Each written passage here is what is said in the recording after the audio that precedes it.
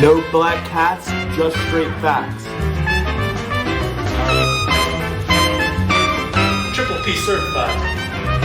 Listen, we can talk about odds all day. It doesn't matter what the odds are. It matters what's gonna happen.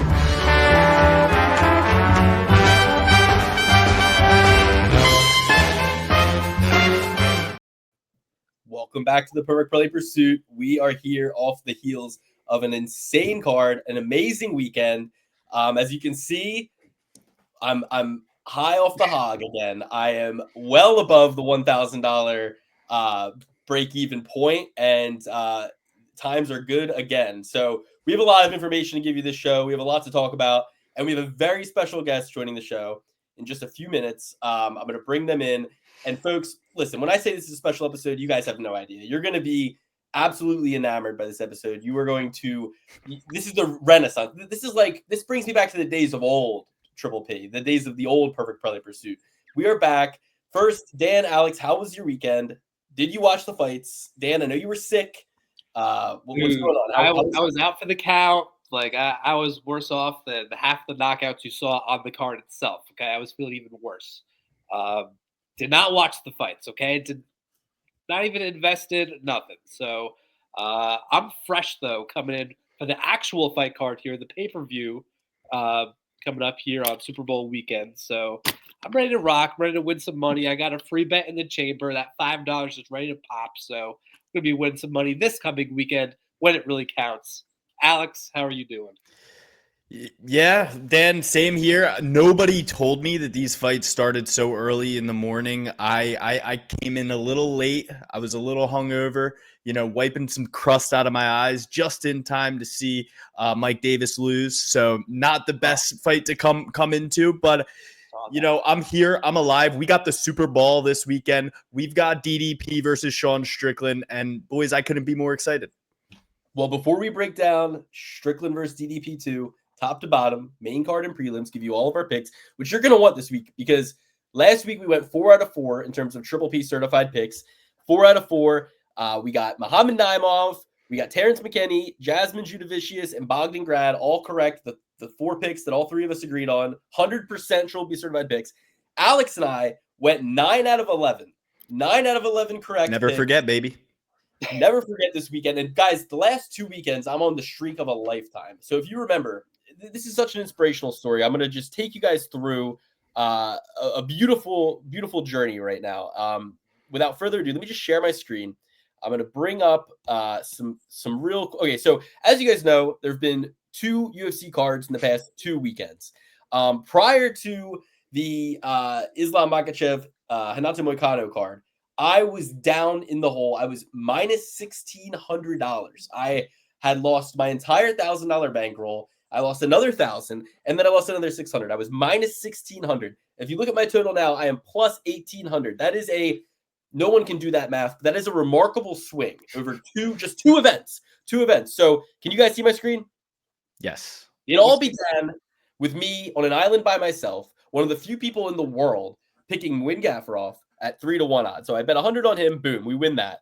Then, as you remember, I hit this parlay. Ulanbekov, Sopaj, Perez, 40 to win 267. Then this one, Sopaj, Gafarov, DeRitter, I cashed it out, 50 to win 268. But this was the big one. Win Gafarov, Renier DeRitter, and our boy Yuri Prohashka. Let's go for that. $100 to win $1,621. Now, then I bet on Marab. Things were going good. So this weekend, my big wins, my big picks.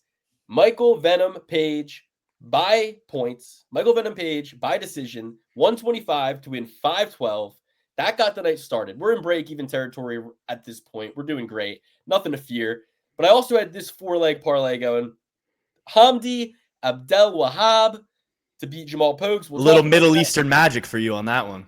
A little Egyptian magic. I went on a magic carpet ride. I had my magic lamp. I had my genie. The pharaohs were back from the dead. Scorpion King rose, and I got away with robbing King Arthur's tomb. Or no, King Tut. King Tut's tomb. You robbed King Tut's tomb. Because he did not win that fight. I did not think he won that fight. But it started the night off wonderfully. And if you notice something about these 4 picks, I got closing line value on all 4 of them. Hamdi closed as a favorite. Naimov was minus 300 and something by the time the fight went off. Haraziam, plus 176. That was more like plus 120 by the time the fight started. Nazardina Mavov, plus 144. $50 to win 992, 50 for almost $1,000. And that put me in a position where I could cash out my solo bet on Nazardina Mavov. I had $400 on Nazardina Mavov, solo bet, 400 to win 1,000, 400 to win plus 600 back. And I cashed that one out for 400, right? 401 actually. So got a little dollar profit on that.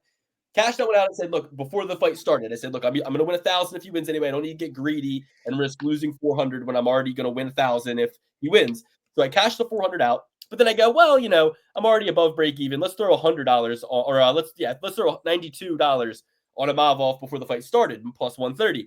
After round one, I go, okay, that was a good round. He hit him with that nice little uppercut. Then I threw $109 on him after round one at plus 200.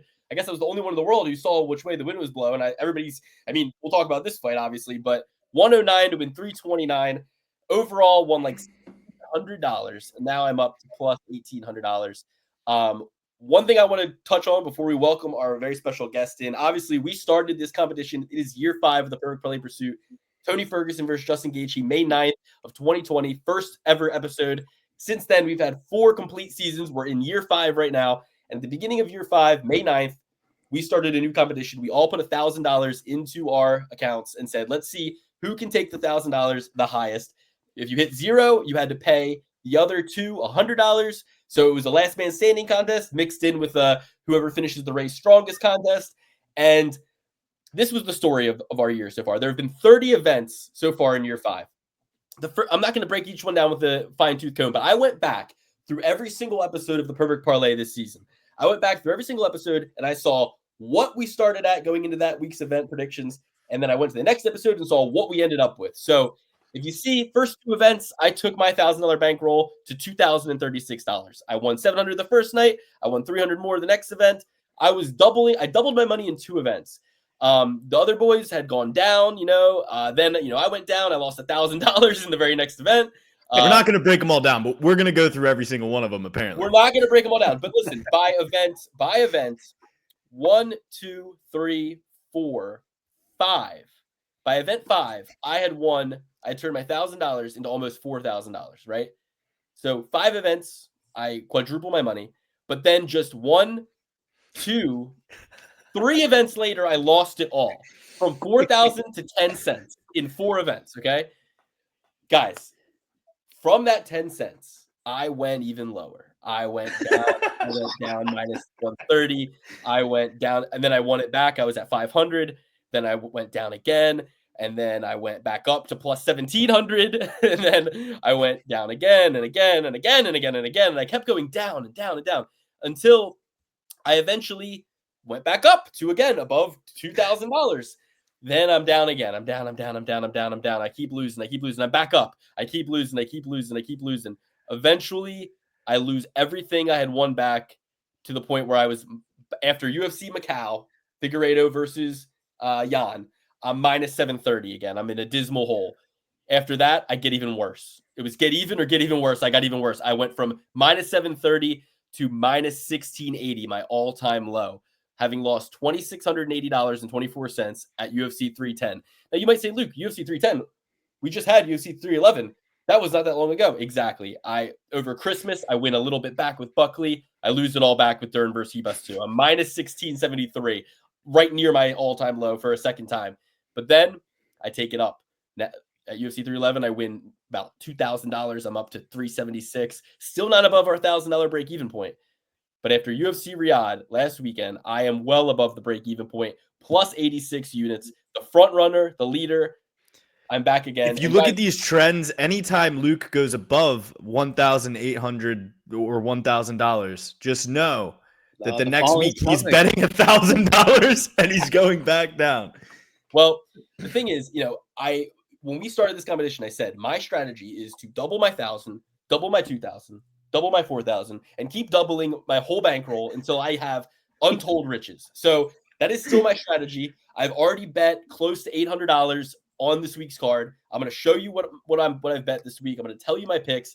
But before I do that, folks, we have a very, very, very special guest. We have a very special guest. I was on YouTube and the algorithm just blew something my way, blew a channel, and it's a YouTube channel my direction. A wonderful young lady who does what we do. She talks about the fights. She's a passionate fan, and I watched her videos, and I found myself saying something that I rarely say when I watch MMA content. I found myself saying, I've never thought of it that way.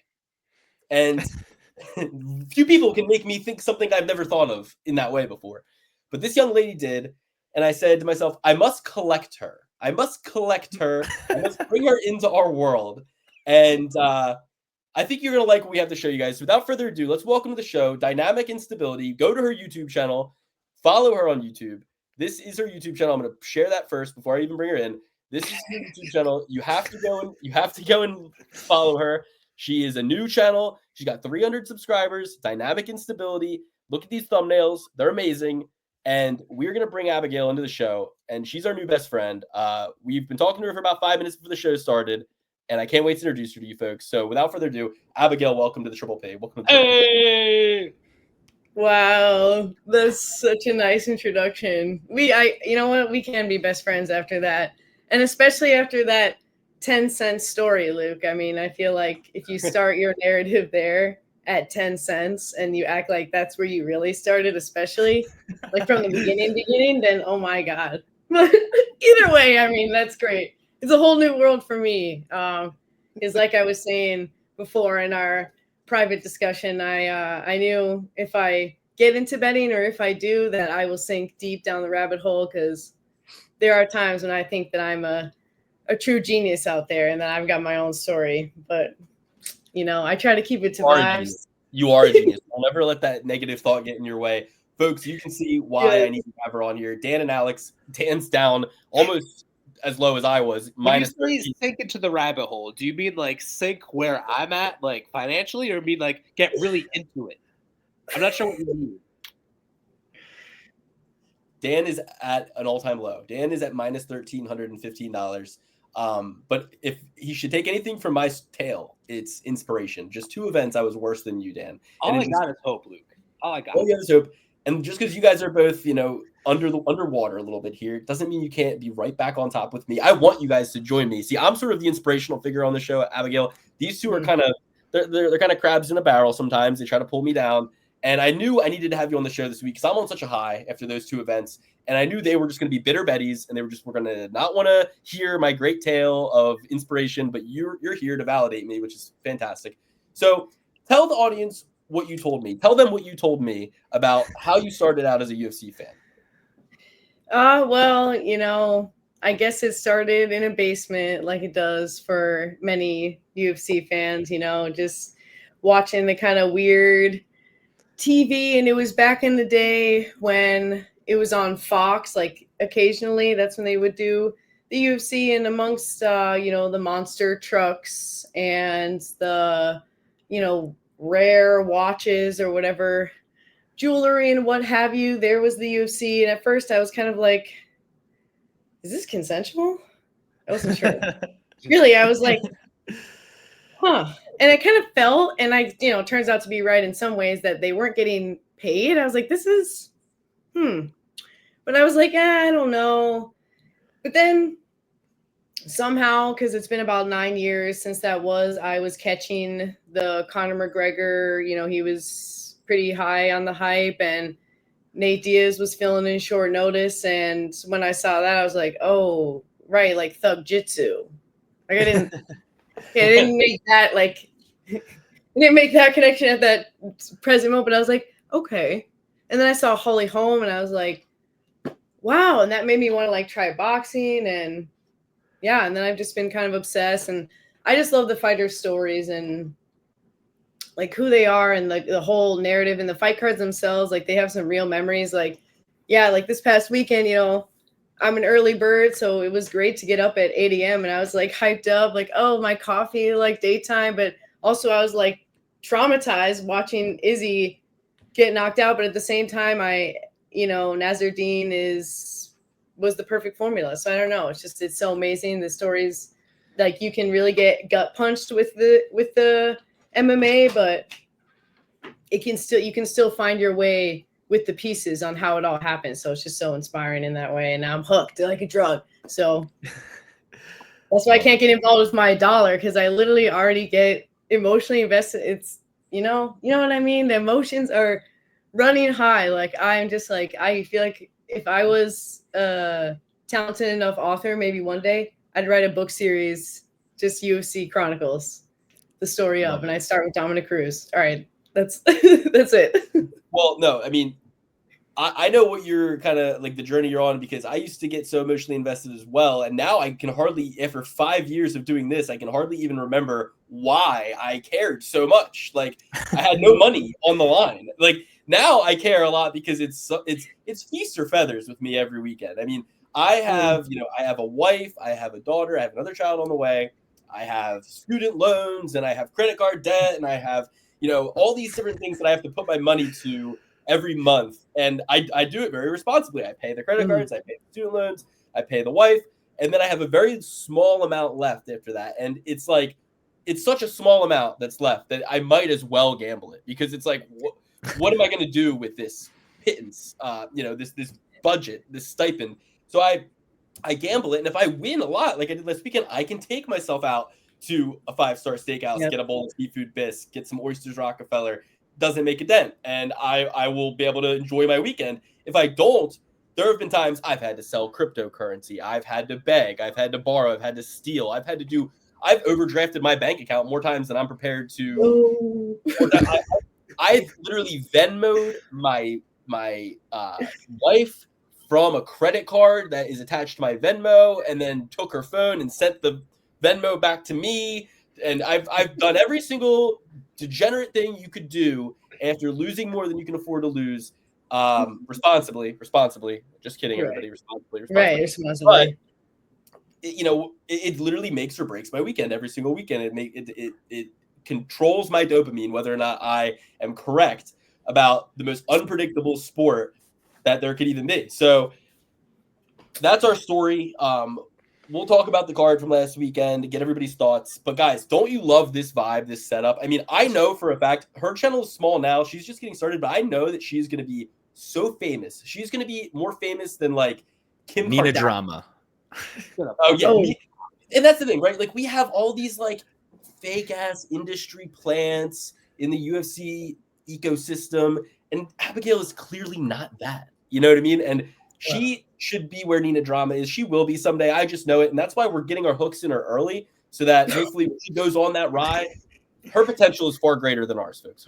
She's the one. She's going to go to the top, and then she'll remember, unlike some who've been on this podcast and have never given us a call. We've, supported them. They've never called us back. Unlike some, she will be the one to be like, I'll never forget those guys who gave me the shot. She'll pull us up with her. She won't be a crab in a bucket. She'll throw the ladder down and she'll pull us up with her. So we're getting in. And guys, all I can think about looking at us four on the screen right now, who has seen Rob Zombie's The Devil's Rejects? Raise your hand. Oh my gosh. Like, I need to pull up a picture, I think, of I'm clearly Otis B. Driftwood. Alex, you're tiny. Dan, Dan is Captain Spaulding. And you're Sherry Moon Zombie. You're the chick in Devil's Rejects. You're Otis, I think Otis B. Driftwood's sister. You're her. Hey.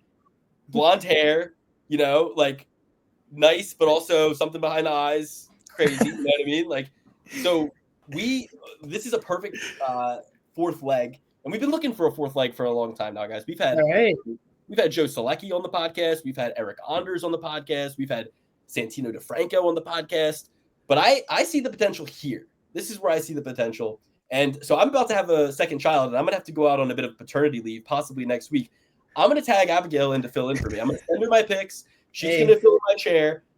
And now we have somebody who can slot in if need be. Yep.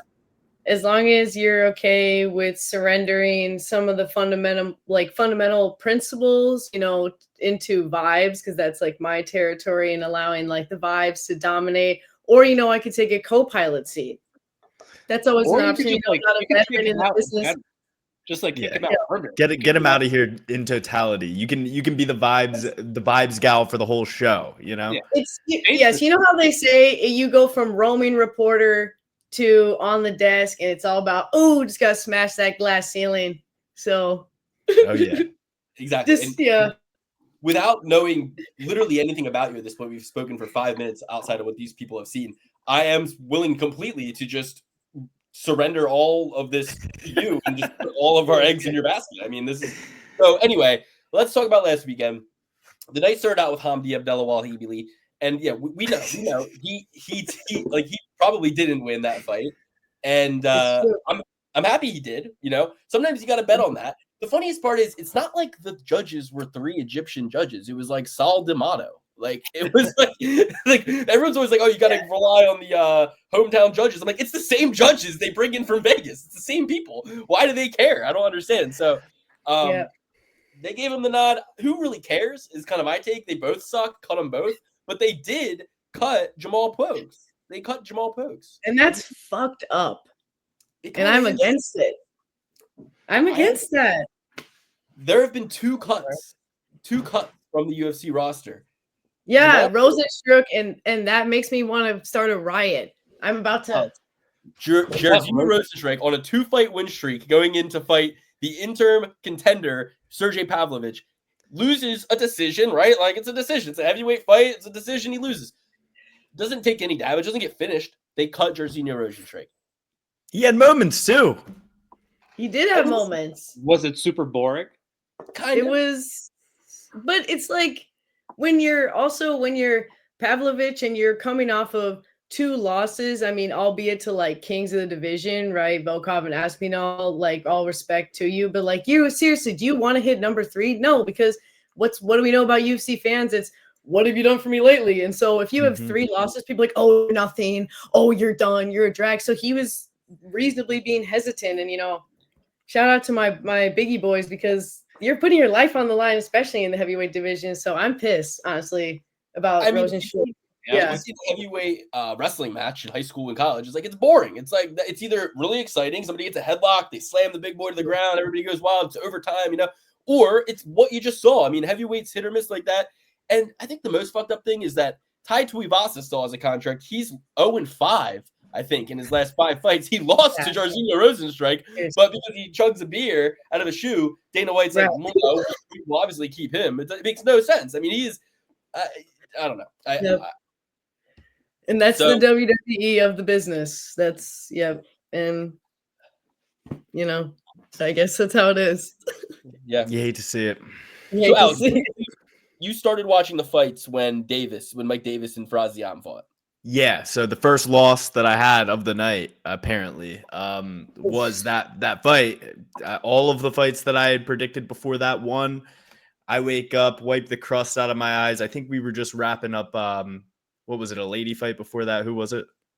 Jasmine Jasudavicius versus Mayra Buena Silva. That was a great one. You really missed out. Hey, that's actually the first ever women's MMA fight in Saudi Arabia. So, give a clap to making history quietly. Yeah, for real.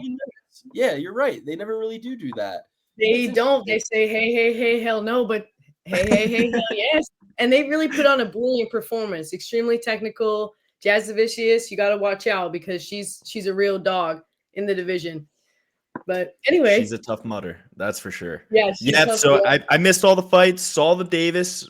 Personally, thought it was one of the most exciting fights that I've seen in a long time. This Mike Davis, he's amazing. This Farazian, a lot better than I expected. We gotta maybe reevaluate how we look at him just because he lost to Terrence McKinney that one time. He's not as bad as Terrence McKinney. He's not as much of an idiot as Terrence McKinney.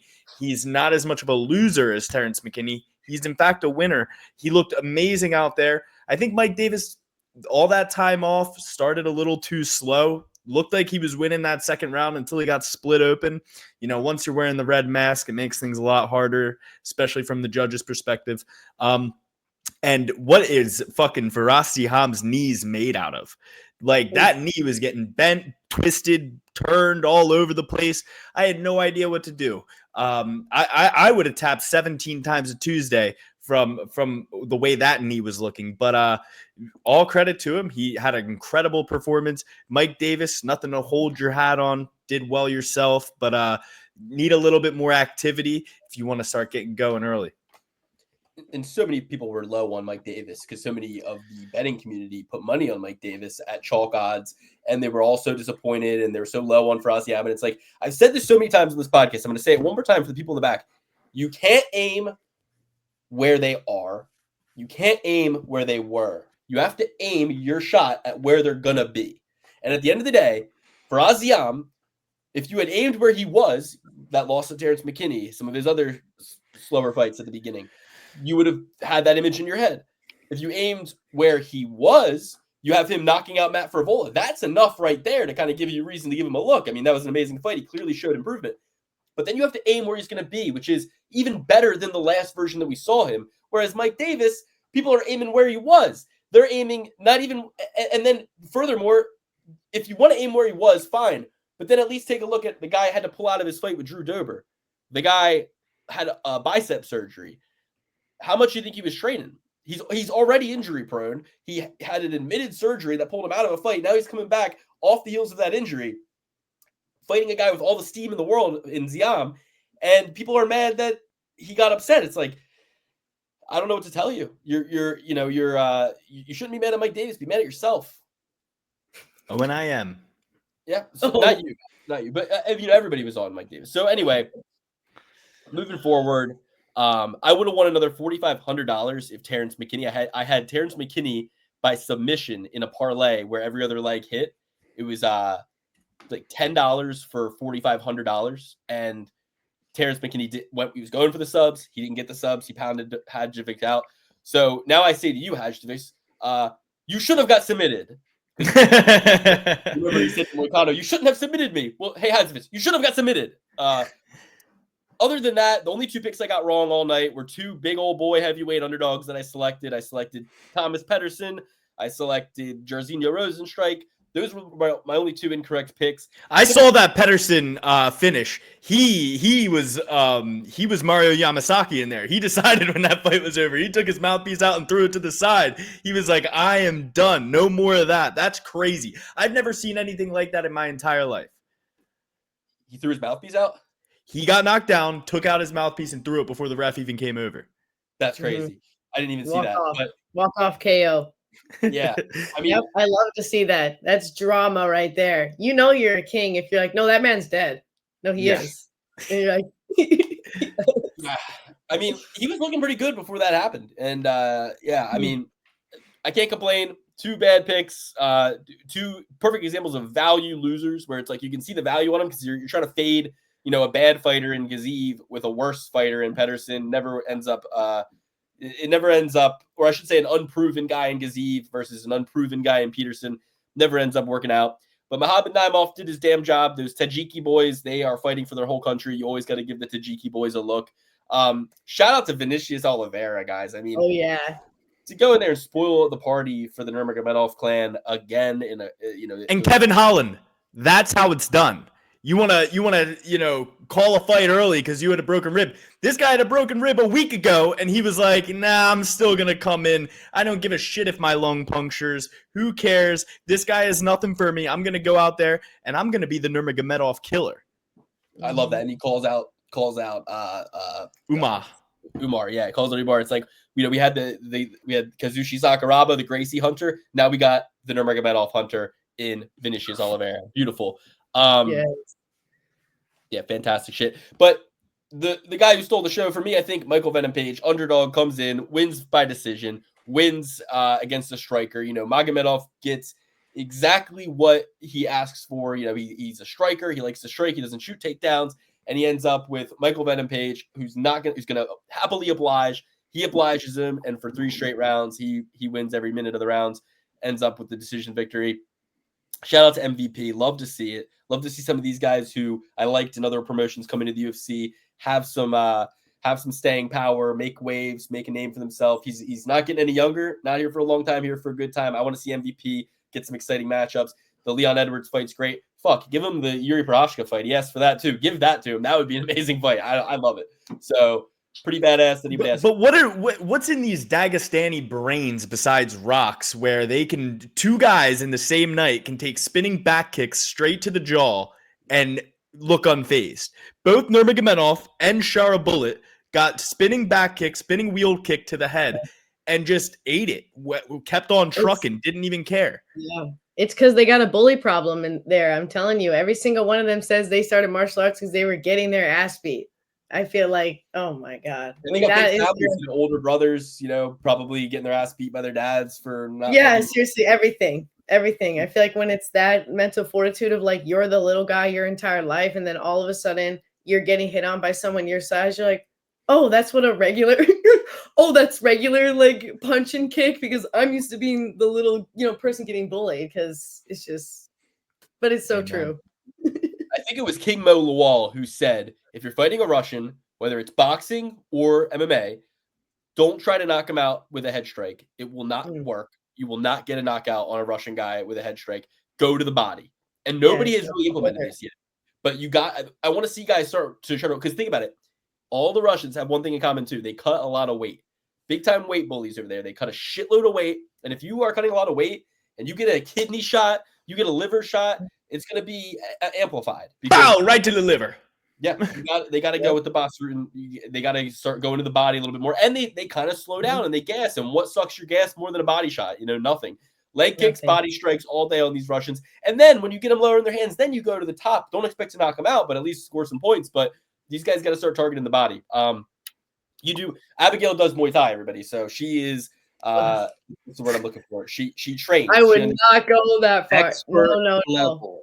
I've gotten bullied myself in a Muay Thai gym. I will say that. Do I do Muay Thai? Well, really, I attempt boxing. Boxing's more my thing. Still not great at it, but I do attempt that a couple times a week at a gym around the corner that is scary most of the time, but really loving down deep down in. But they're a Muay Thai gym at heart, but I gotta be honest, I am scared of those classes because they're you're kind of at the mercy of the wolves, and Muay Thai is scary. Like if you've never done it at a place where they actually have you kind of do it, and again, even just doing technical sparring is enough to scare you if you're working with somebody who knows. But yeah, so I don't do Muay Thai, but I do enjoy occasionally pushing myself out there. But honestly, that was like the interesting part about the Nurmagomedov is how he's not like, oh, you hear that name and you're like, oh, he's wrestler, but really he's like, I want to kick you. And that's what I feel like made it such an interesting fight too with Vinicius, because it was like a really explosive in that way, and it wasn't like a battle of the takedown. It was the Muay Thai as hell, and I was scared. And Vinicius just turned up the dial, which I completely expected. Oh, wow. Absolutely. What is this? What am I in control? It's your tryout. Yeah, no, okay, well, if it is my tryout. No, sorry, I'm sick. I had to sneeze. I'm sick. But no, don't, you do Muay Thai. Bangkok ready. And I dabble in the striking arts myself.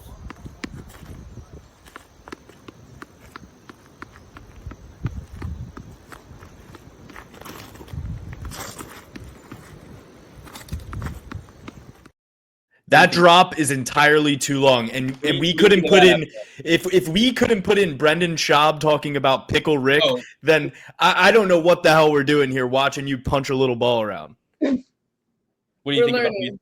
Yeah. We're studying. But what do you think about that? That's some good hand, would you say? What I always say is actually is that there's nothing that makes a martial artist like their ability to deal with fear, because you might be able to punch a bag, you might be able to react with I guess you could say what's the word I'm looking for? Not instinct, but like your reactivity time is quick, but like can you in the face of actual danger, especially after getting hit, keep going? Because let me tell you, that is the beauty of when you see somebody realize the danger that they're in and say fuck it. And that's why I feel like people like Yuri, because it's just so clear. Like even if you're God, man, woman, dog.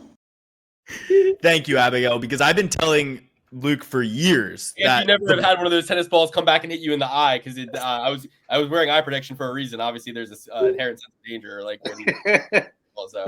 Whoa. All right, well, the ball don't hit back, Luke. The ball don't hit back. The ball does hit back. Okay. Hey, I'm not saying that I don't have fear either, so don't get it twisted, because I have. Well, I'm mildly tough, but I would say fear high if it's somebody who's scary. I think to myself, Fight for my life. don't know. George St. Pierre was scared every time he walked in there. Abigail, I do not know. sweat it. That's true. That's why he was my hero. That's one of the stories that really got me too. I got me crying when it was. Oh man, I don't even know. You know what? Let's not get into it. Love that brings guy. us to the main event.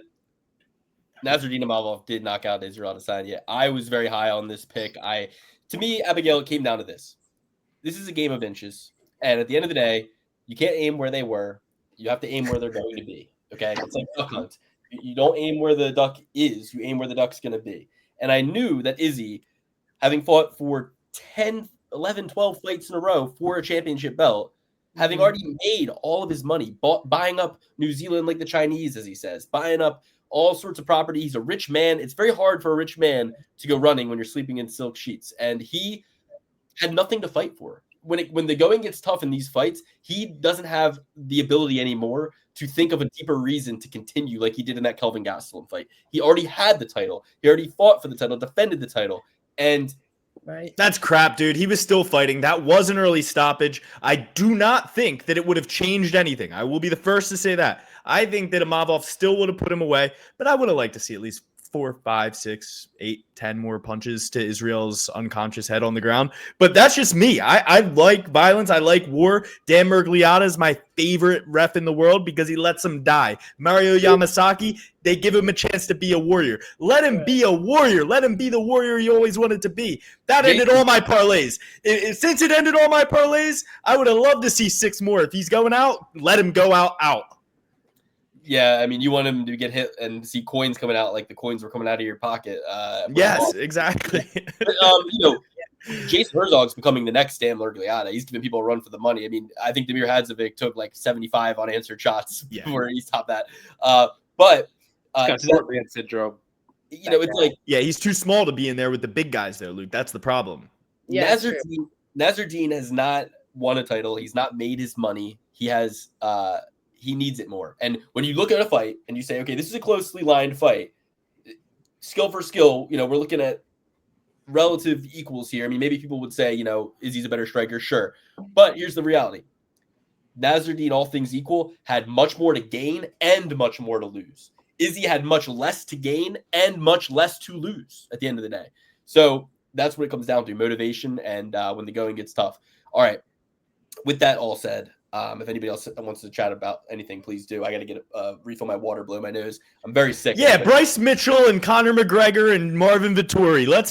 I'm just kidding. No, we will not talk about that. I don't want to do any editing this episode. Come on. I don't think no.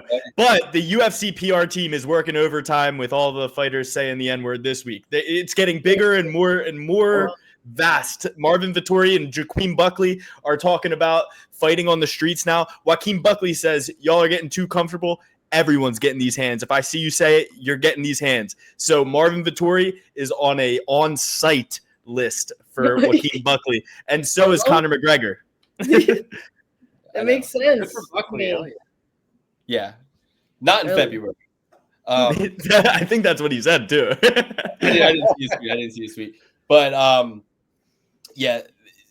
there's a lot that I don't think there's much more ahead on my notes here to discuss, except there's one other thing. Oh, Shara Bullet talking about how what is up with these guys making excuses after losses these days? Like, just lose, die with dignity, go and stop taking it away from Michael Venom Page. Just shut your mouth. You don't need to hear about this. I mean, I really think it's the culture of where they come from a lot of the time, where they are so scared of losing that they have to, before they return home, they got to be like, guys, I swear I was hurt. I was injured. It's like, okay, now do Vinicius Oliveira, dude. Okay. All these guys are mama's boys, though, to be completely honest. You had the worst injury already for every fight you've ever had. You have one eye. How much worse could it have been coming into this fight with you have one eye already? You can't do that. You can't make it. Anybody who bet on Shara, though, and here's my honest opinion. You're going to bet on a one-eyed man against the guy who comes in with the weirdest angles of all time and the sharpest, smoothest, fastest striker that you've ever seen, karate.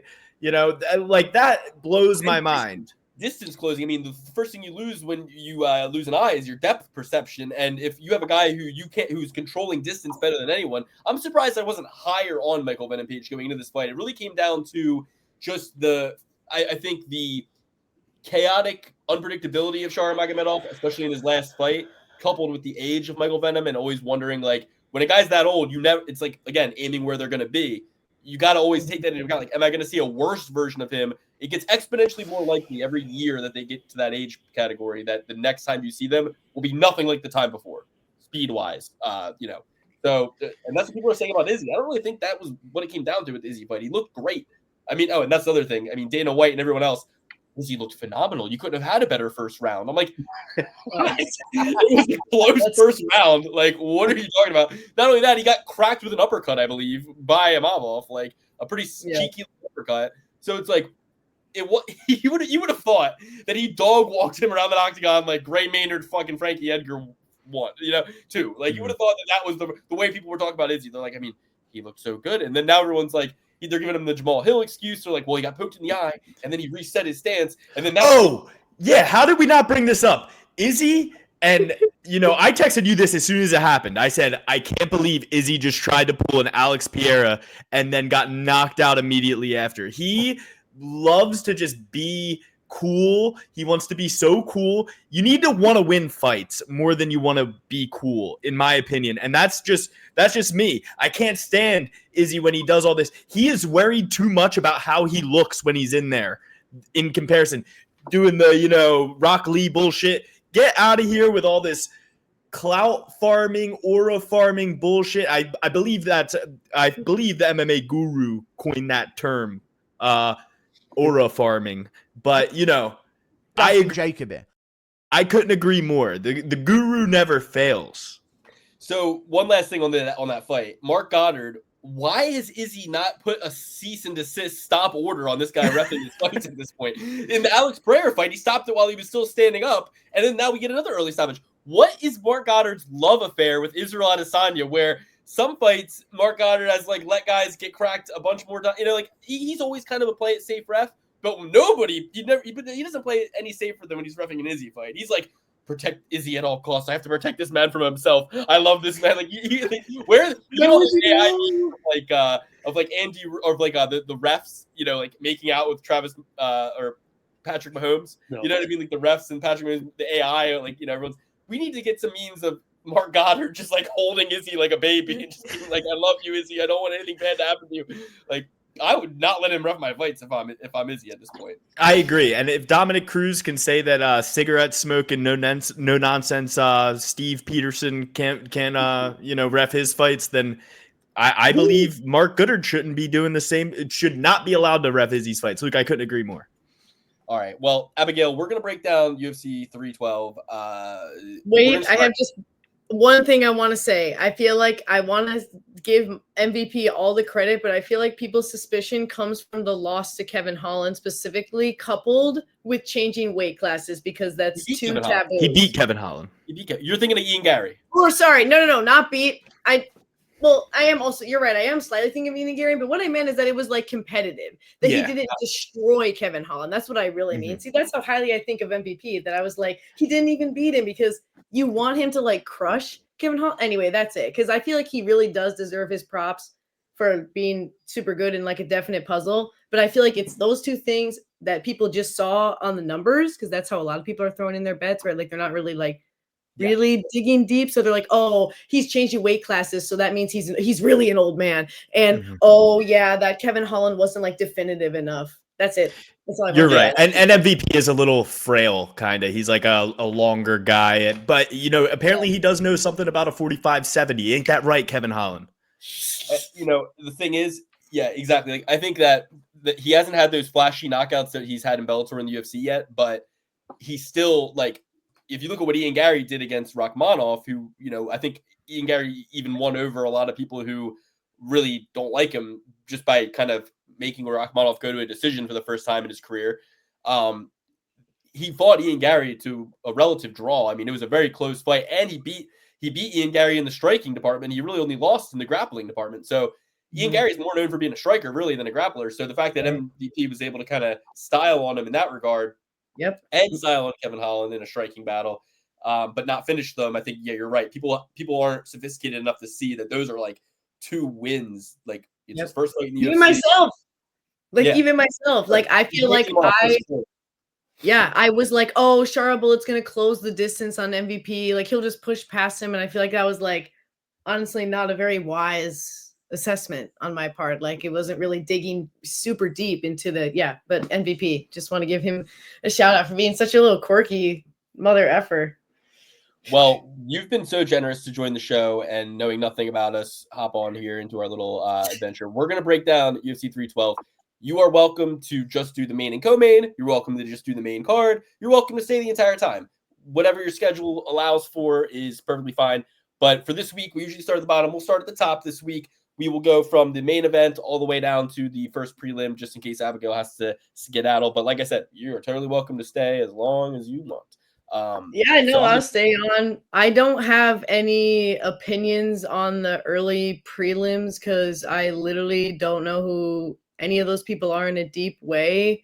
But I do have one prelim opinion. I honestly don't even know who those people are. I hate being Jake Paul, but yeah, honestly. But main card, I have plenty of opinions. So funny story with that. That was after he fought Ben Askren, and we hacked the press conference and actually asked him that question that he responded. That was us. We found out his email we needed. That was me. Alex asked him that question. He was like, "Who are you going to fight next? Tommy Fury, Tyron Woodley?" And he was like, "I honestly don't even know who those people are." And then he went on to fight Woodley and Tommy Fury in his very next hindsight. That was a great question, and I don't know why he hit him that way, but he literally said to Alex, he said this: "Please don't ask me any dumb questions." Yeah, it was very rude. I'm gonna literally find out when Jake Paul is doing like a meet and greet or something. I'll pay whatever it takes, and I need to get to him and be like, "Yo, listen, just so you know, take it back." Yeah, take it back. Or like, I feel like he would appreciate that. You know, he as like a clout farmer himself. I feel like if we told him the story of like, you were on Triller, they were disorganized. We, with no credentials whatsoever, got press credentials and got to you and asked you questions and Ben asked you questions like before they realized like, wait, who the fuck are these guys? Why like that is, I think, something he would appreciate, and then maybe he'd give us some better bucks. I don't know, maybe he would give us some better. That was so fun. That was be a $50 free bet on better, Jake. I'd literally I'd overdraft my bank account for one of those. All right. So of this card, just to say this, some opponents have pulled out, right? So Alexandre Topuria has a new opponent. He's still on the card. Jimmy Crute, returning from retirement, is on the card. Was originally going to fight Marcin Prachniow, new opponent. He retired, there. Jimmy Crute? I believe so. He hasn't fought in a long time. We'll get into it. Well, but he was injured badly. Yeah. And anyway. You know what's funny, Abigail? Jimmy Crute versus Anthony Smith. I had a parlay, $10 to win $15,000, and Jimmy Crute, his ankle cost me that fight. So don't say anything fucking good on Jimmy Crute. no, more so it led me to hate Anthony Smith. Jimmy Crute wanted to fight. They stopped it. He had the drop foot ankle thing, and he wanted to fight, and the doctor stopped it. I can't be mad at Jimmy for that. I mean, that was Jimmy. He's my man. So, but anyway. Yeah. All right. So let's kick it off. I'm gonna get my water, blow my nose a couple times. Guys, look at me. I got so much energy and zeal, even on a flu game episode like today, where I'm so sick. I'm so sick. Very, very sick. Okay. Thank you, Abigail. Dricus du Plessis versus Sean Strickland 2. Something to note: Dricus du Plessis is 22-2. This is DDP versus Sean Strickland 2. Numerology, gematria. Just note that. Put that to the side. This is a fight that I'm really interested to talk about with you guys. A lot to get into here, a lot to discuss. I'll just go through the metrics real quick. 31-year-old Dricus du Plessis, 33-year-old Sean Strickland. 33, almost 34, so almost 3 years older than him. They're coming in similar height, similar reach. You would think Sean's like a little taller, but no, they're the exact same height and reach as far as Stabology has it. And the champion, DDP, although I believe he was a slight underdog in the first time they fought, he is coming in now a 2-1 favorite. I don't know how they come to this conclusion after a very, very, very close split decision where a lot of people thought Sean won. He is now a -210 favorite, something we've seen before. Yet they want to line it, like this. So middleweight championship of the world. Take it away, boys. I'll be right back. Abigail, ladies first. Oh, well, yeah. I mean, I guess. Oh my God, my cats are having a battle. I don't know if you can hear that, but anyway, this That's all right. I make this comparison on my own channel that this is pretty much, if you're a fan of Pokemon or you know anything about it, this is like Ash versus Gary, aka Blastoise versus Charizard, and like Dracus du Plessis, if you can't already tell, is Blastoise, like seemingly like big, chunky. Anyway, not anyone you root for, but I feel like the reason why his stock isn't, or Sean Strickland's stock specifically went down, is because he made that pact where he's like, I need you to just like stand and strike with me or whatever. And even though he literally says that so often, I think that DDP clapped back like really well. Like he just was very like, I don't know. He sounded smart, which is rare. And people are like, they take that. And I feel like also people are still adjusting to Nazardine's stock rising. Like people were not really crediting Nazardine, even though like, oh my God, like Nazardine.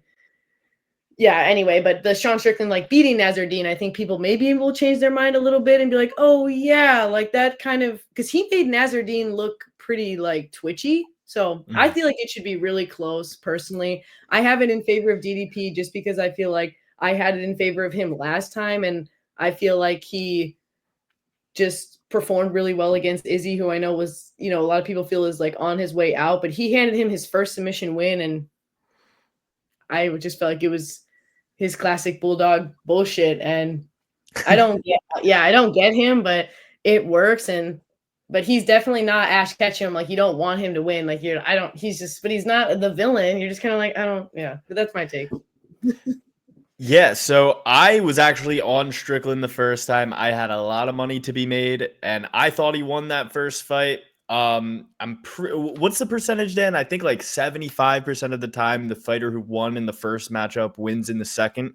Yeah, Really? something like that. Yeah, and 75.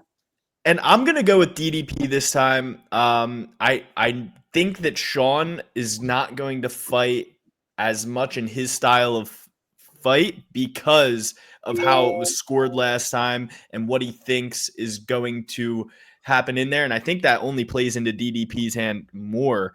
And it will lead to maybe DDP getting a finish. And DDP is the only one here that has finishing potential, in my opinion. I don't really think Sean Strickland with those Miranda Cosgrove stance going forward, iCarly style. I don't necessarily think that is going to deal enough power to knock out DDP. And I don't think he's going to be very keen on taking DDP down and going for a submission, even though Sean has some really good wrestling, pretty good submission skills as well.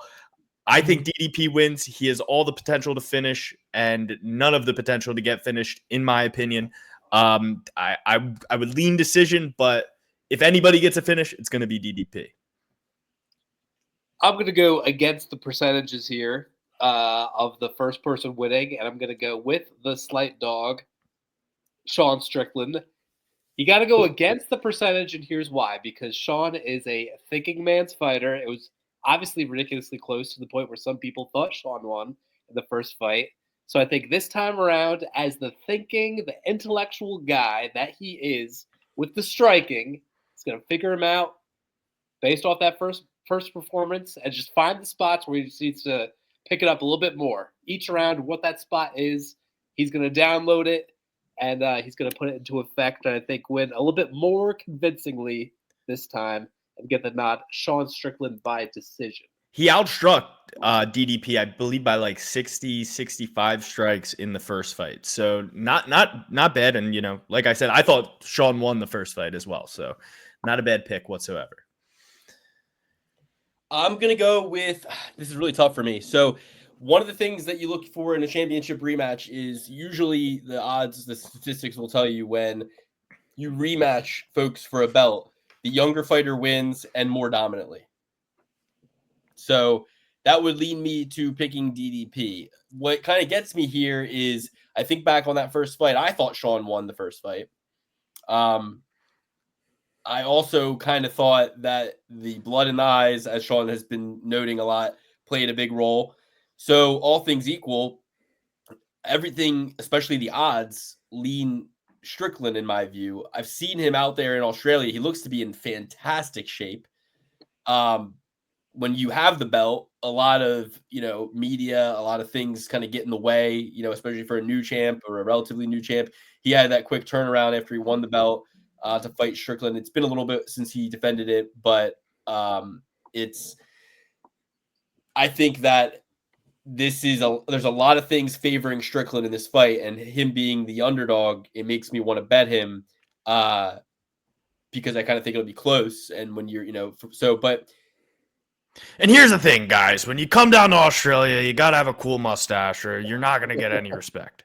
He's got the Alex Pereira aura in his corner, too. Which is idiotic. Yeah, let's throw a guy in my corner who doesn't speak English. That's really smart. Yeah, but they're Who familiar needs with the one another. communication? It doesn't matter. It's not about They're that. friends. They're friends. And Sean likes to have a hard. I actually listened to Eric Nixick talk about this on an interview. He said Sean likes to have a really hard warm up in the back. Who better to help him warm up than Alex?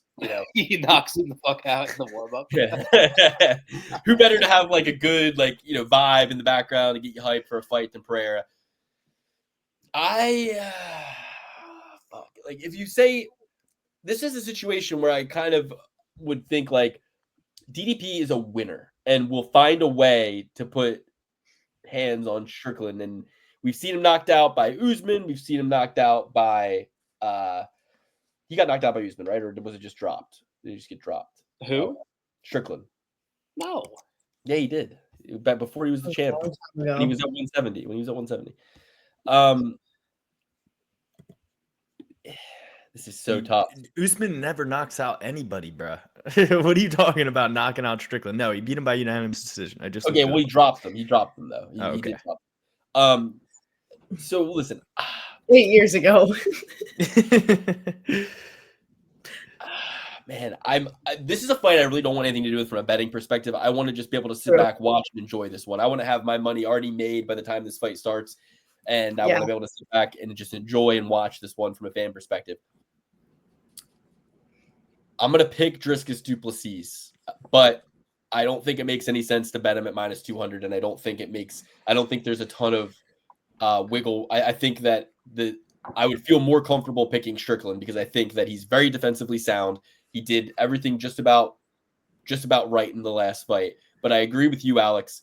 I think he is going to fight outside of his style a little bit, and it will play into the hand of DDP.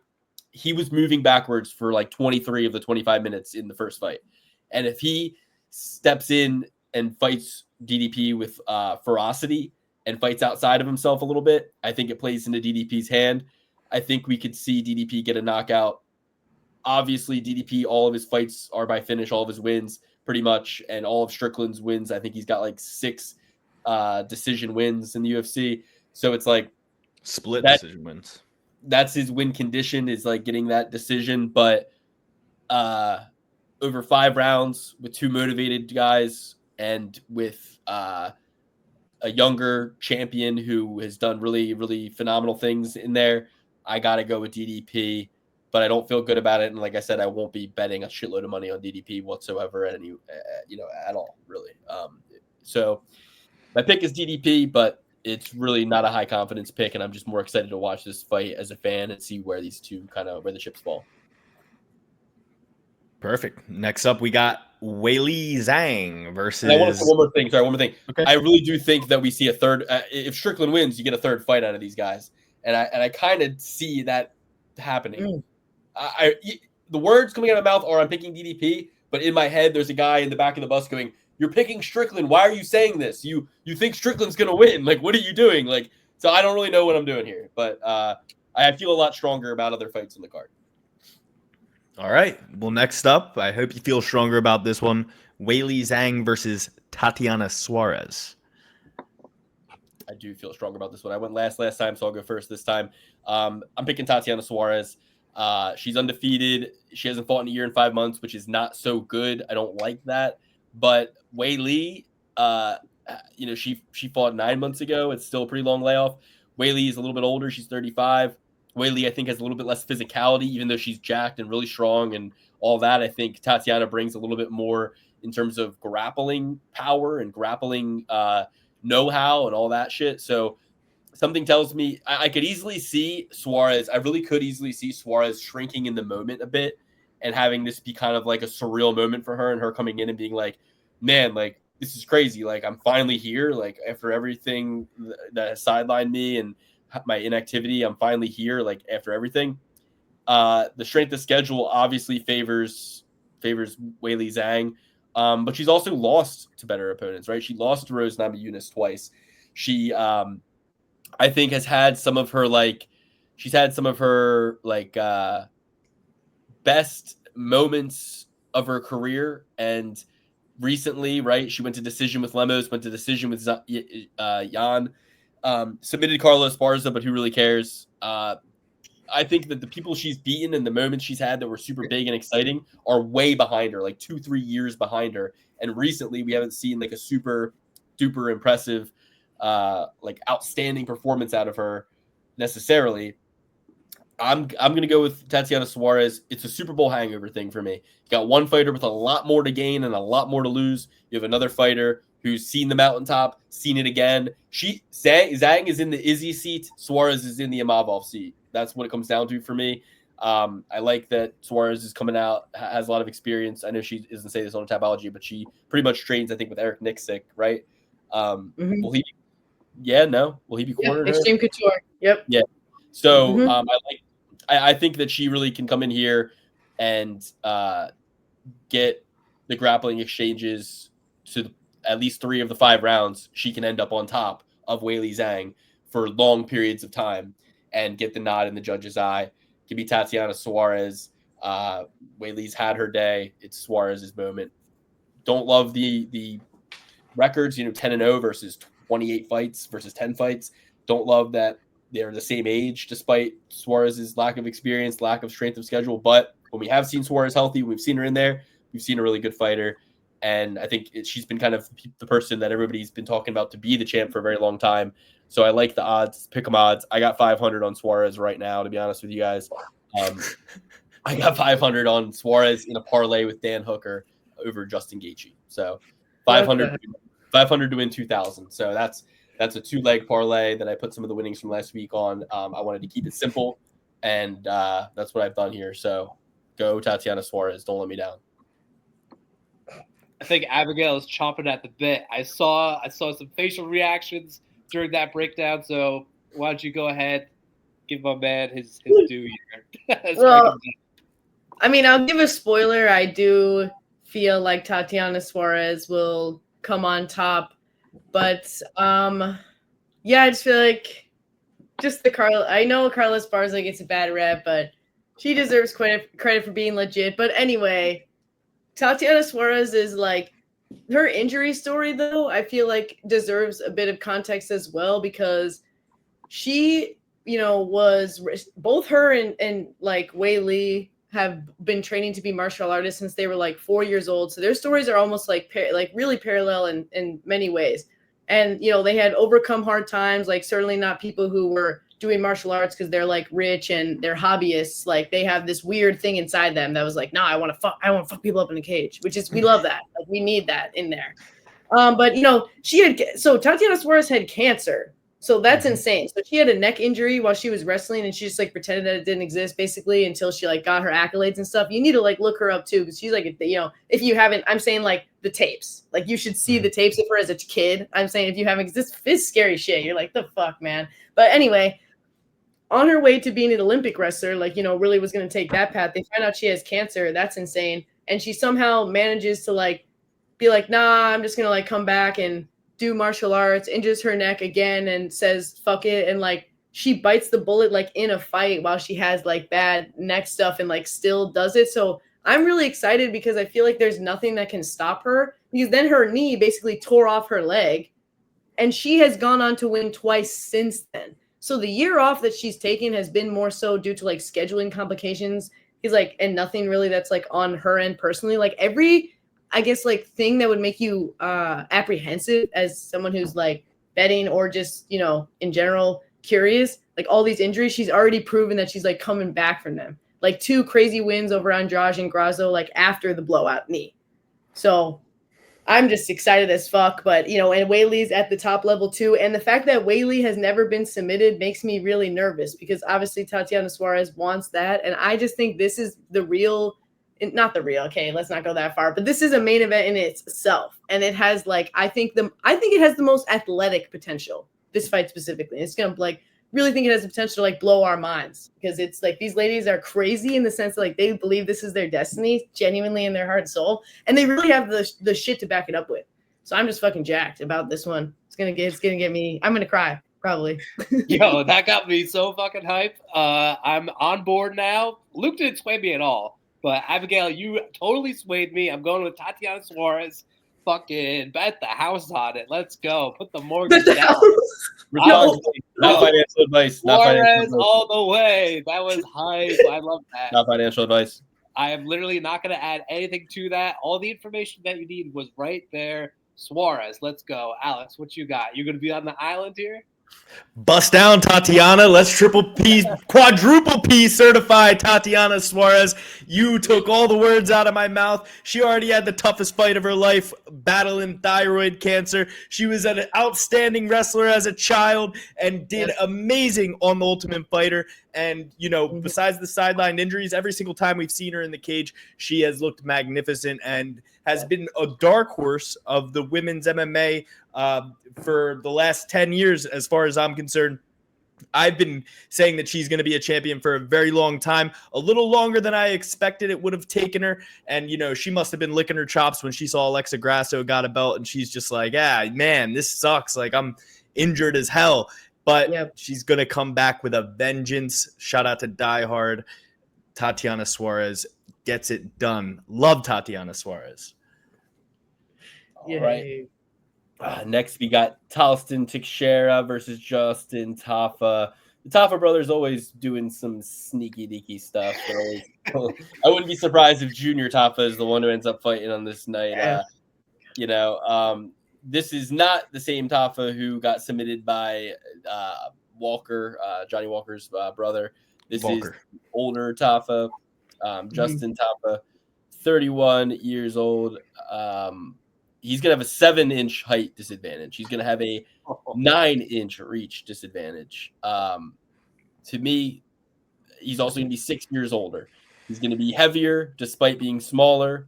Obviously, Justin Tafa can, it's a heavyweight fight. Anybody can connect and not going to be out all that bullshit that everybody always says. But I'm just going to go ahead. The only thing he has to his advantage is it's not his UFC debut here. But he hasn't fought in almost a year. There were reasons he had to pull out, and his brother had to pull into some of those fights. I'm going with Teixeira here. I think it's a generous line, minus 155. I think whoever wins will obviously look like a giant favorite because I think someone will get knocked out. But to me, the height, the reach, the youth, the undefeated record, I'm going with Talston Teixeira to put it on Tafa and maybe not knock him out, but maybe piece him up and stay safe enough to coast to a decision. Give me Talston Teixeira. Justin Tafa is 265 pounds of shit in a 100-pound bag. He is one of the worst fighters I've ever seen in my life. And I think I don't know shit about Teixeira, but I know what I know about Tafa. And for that reason, I must pass and go with Teixeira.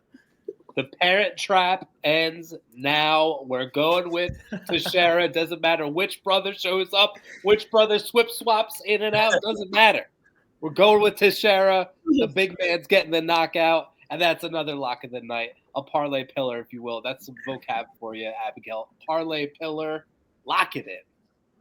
Well, I can't go against like what I think is right spiritually, so I have to hope for Tafa, but in all reality, if it does go to decision, it's virtually impossible that he will win. So, and that's kind of what I feel like is expected, but I just gotta say Tafa for the MMA gods out there because I like the chaos, and sometimes you need somebody who. If MMA gods exist, he'd be in the GFL already. Oh man, it's true. But I'm just curious, honestly, because could you imagine if like oh, the lights got to like Taliesin and like his big height, like he just got scared and he got mowed down by this guy who doesn't go to the gym. Because I kind of, I don't know, that sometimes is fun for me.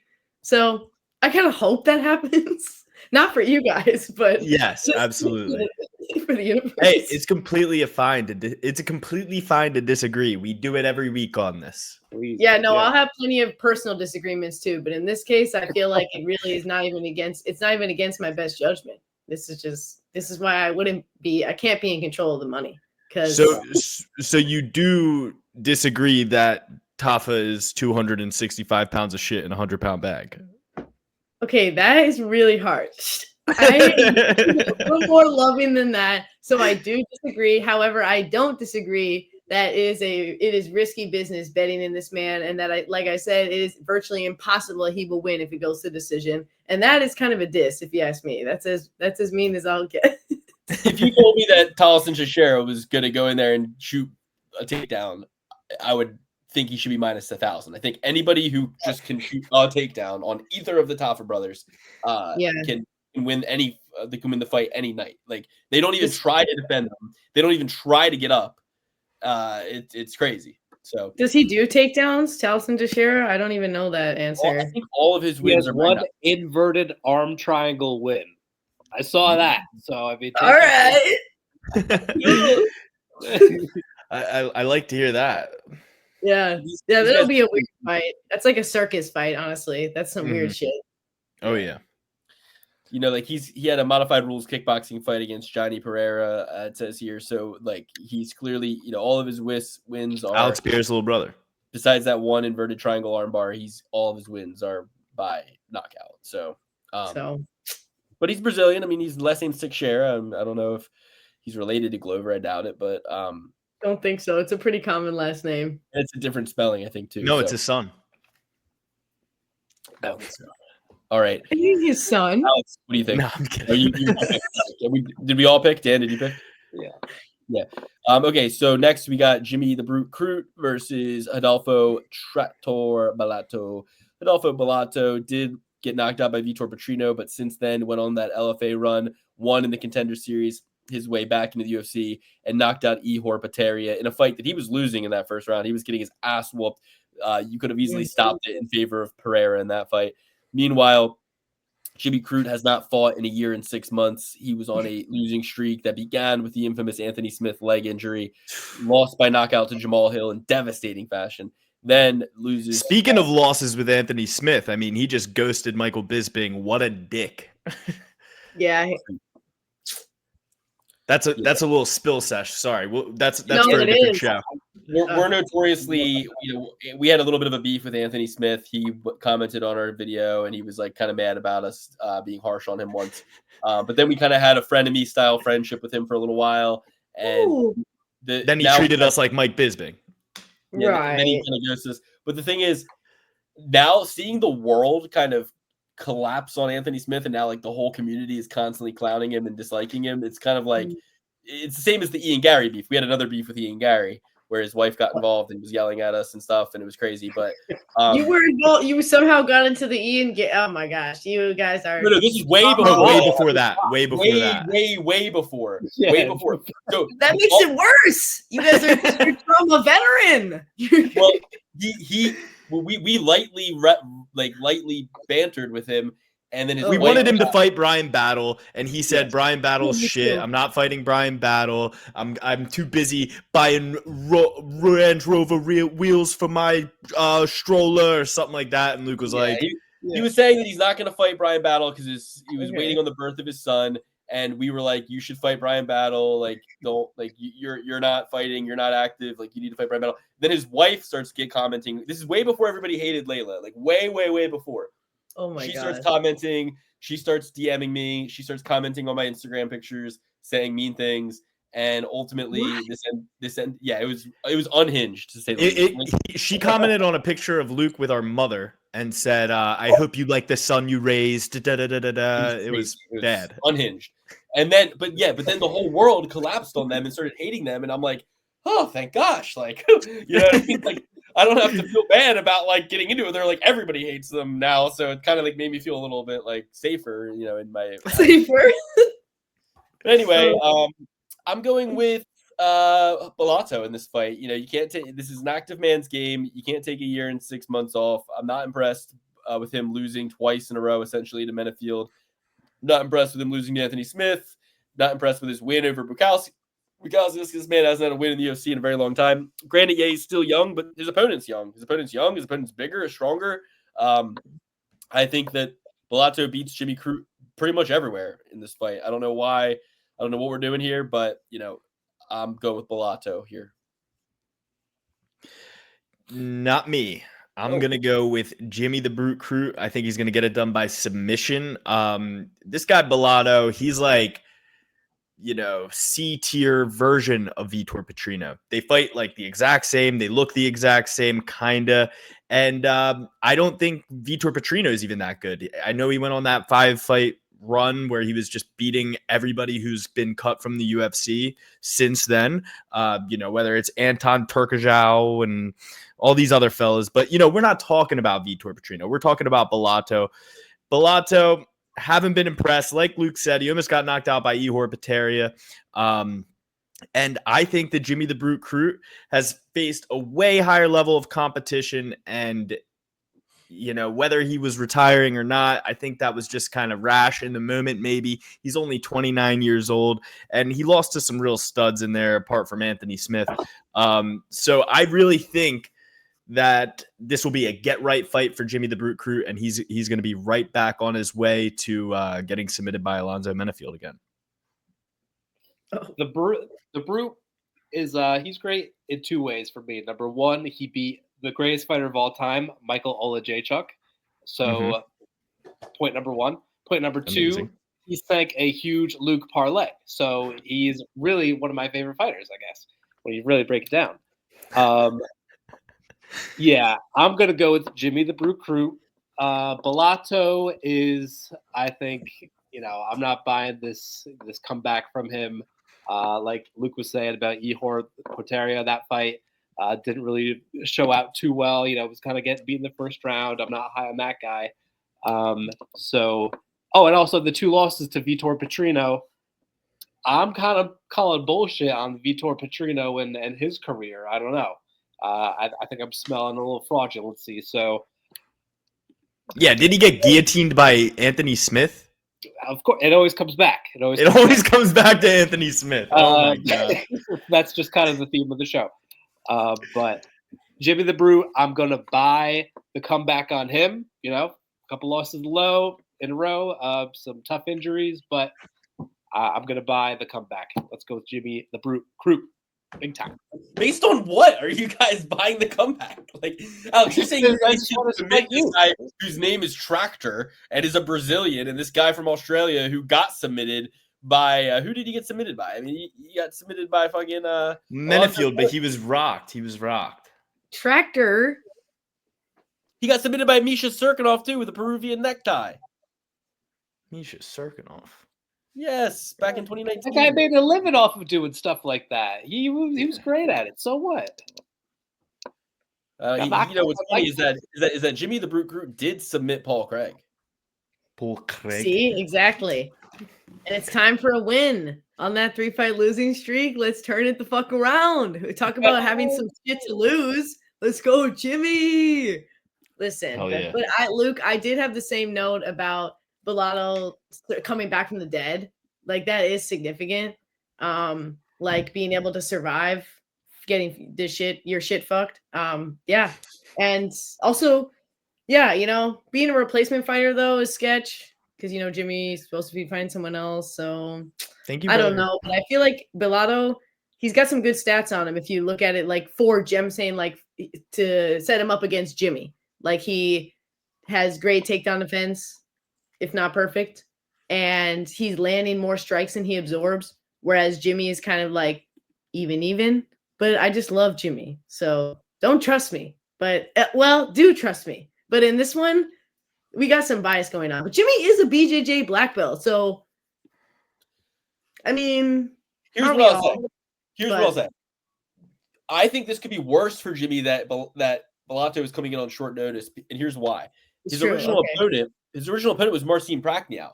Marcin Prachniow has been, he's got 6 losses in the UFC, Oof. 2 by decision, or I'm sorry, no, he's got 2 submission losses in his last 3 fights. He got arm triangled by Vitor Petrino. He got arm triangled by Modestas Bukauskas. Modestas Bukauskas is Jimmy Crute's last win. So if you're Hunter Campbell and you're like, yeah, we like Jimmy Crute. We need these Australians to have some kind of like win to keep him in the UFC for when we have these Oceanica cards.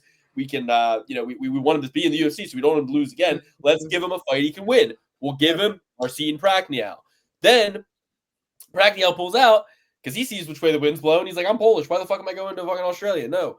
And then they go, okay, well, we have a pretty shallow card anyway, and we need to have some Australians on the card. And Jimmy Crute is probably sitting there going, I haven't fought in a year and a half. I need some money, bitch. So they probably told him, like, we can get you another fight. Are you cool with that? And he has to say yes. What's he going to say? Fucking no. He's had so many losses in a row. So he says yes, but now it's stylistically, he's going in there against a guy who I don't think has any submission losses on his record. Let's see. Does he? Velato has... No submission losses. He's got 2 knockouts, one by Vitor Petrino and another by Vitor motherfucking Petrino. So he's lost twice to Vitor Petrino. He's Brazilian. He's big as hell. And submissions only happen at like a 28% rate.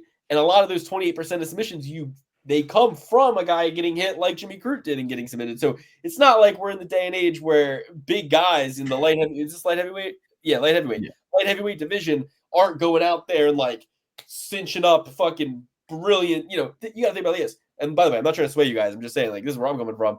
It's a 5-minute round, starts on the feet, and they're sweaty. Like, it's hard to submit a guy in 5 minutes, even in a jiu-jitsu match. It's hard to submit a guy in 5 minutes, let alone this big-ass guy they call Tractor. You got to worry about his punches. Your timing's off. You were expecting a different opponent. He's coming in there against a guy with really no striking offensive threat to him, and I don't know. I just think that it's a hardier guy with the same age and more activity. But being Brazilian is not a statistic. That does not make it hard. That's how that went for Vitor Petrino when he fought against Anthony Smith, Luke. See, that you can't silly. That was just fucking silly.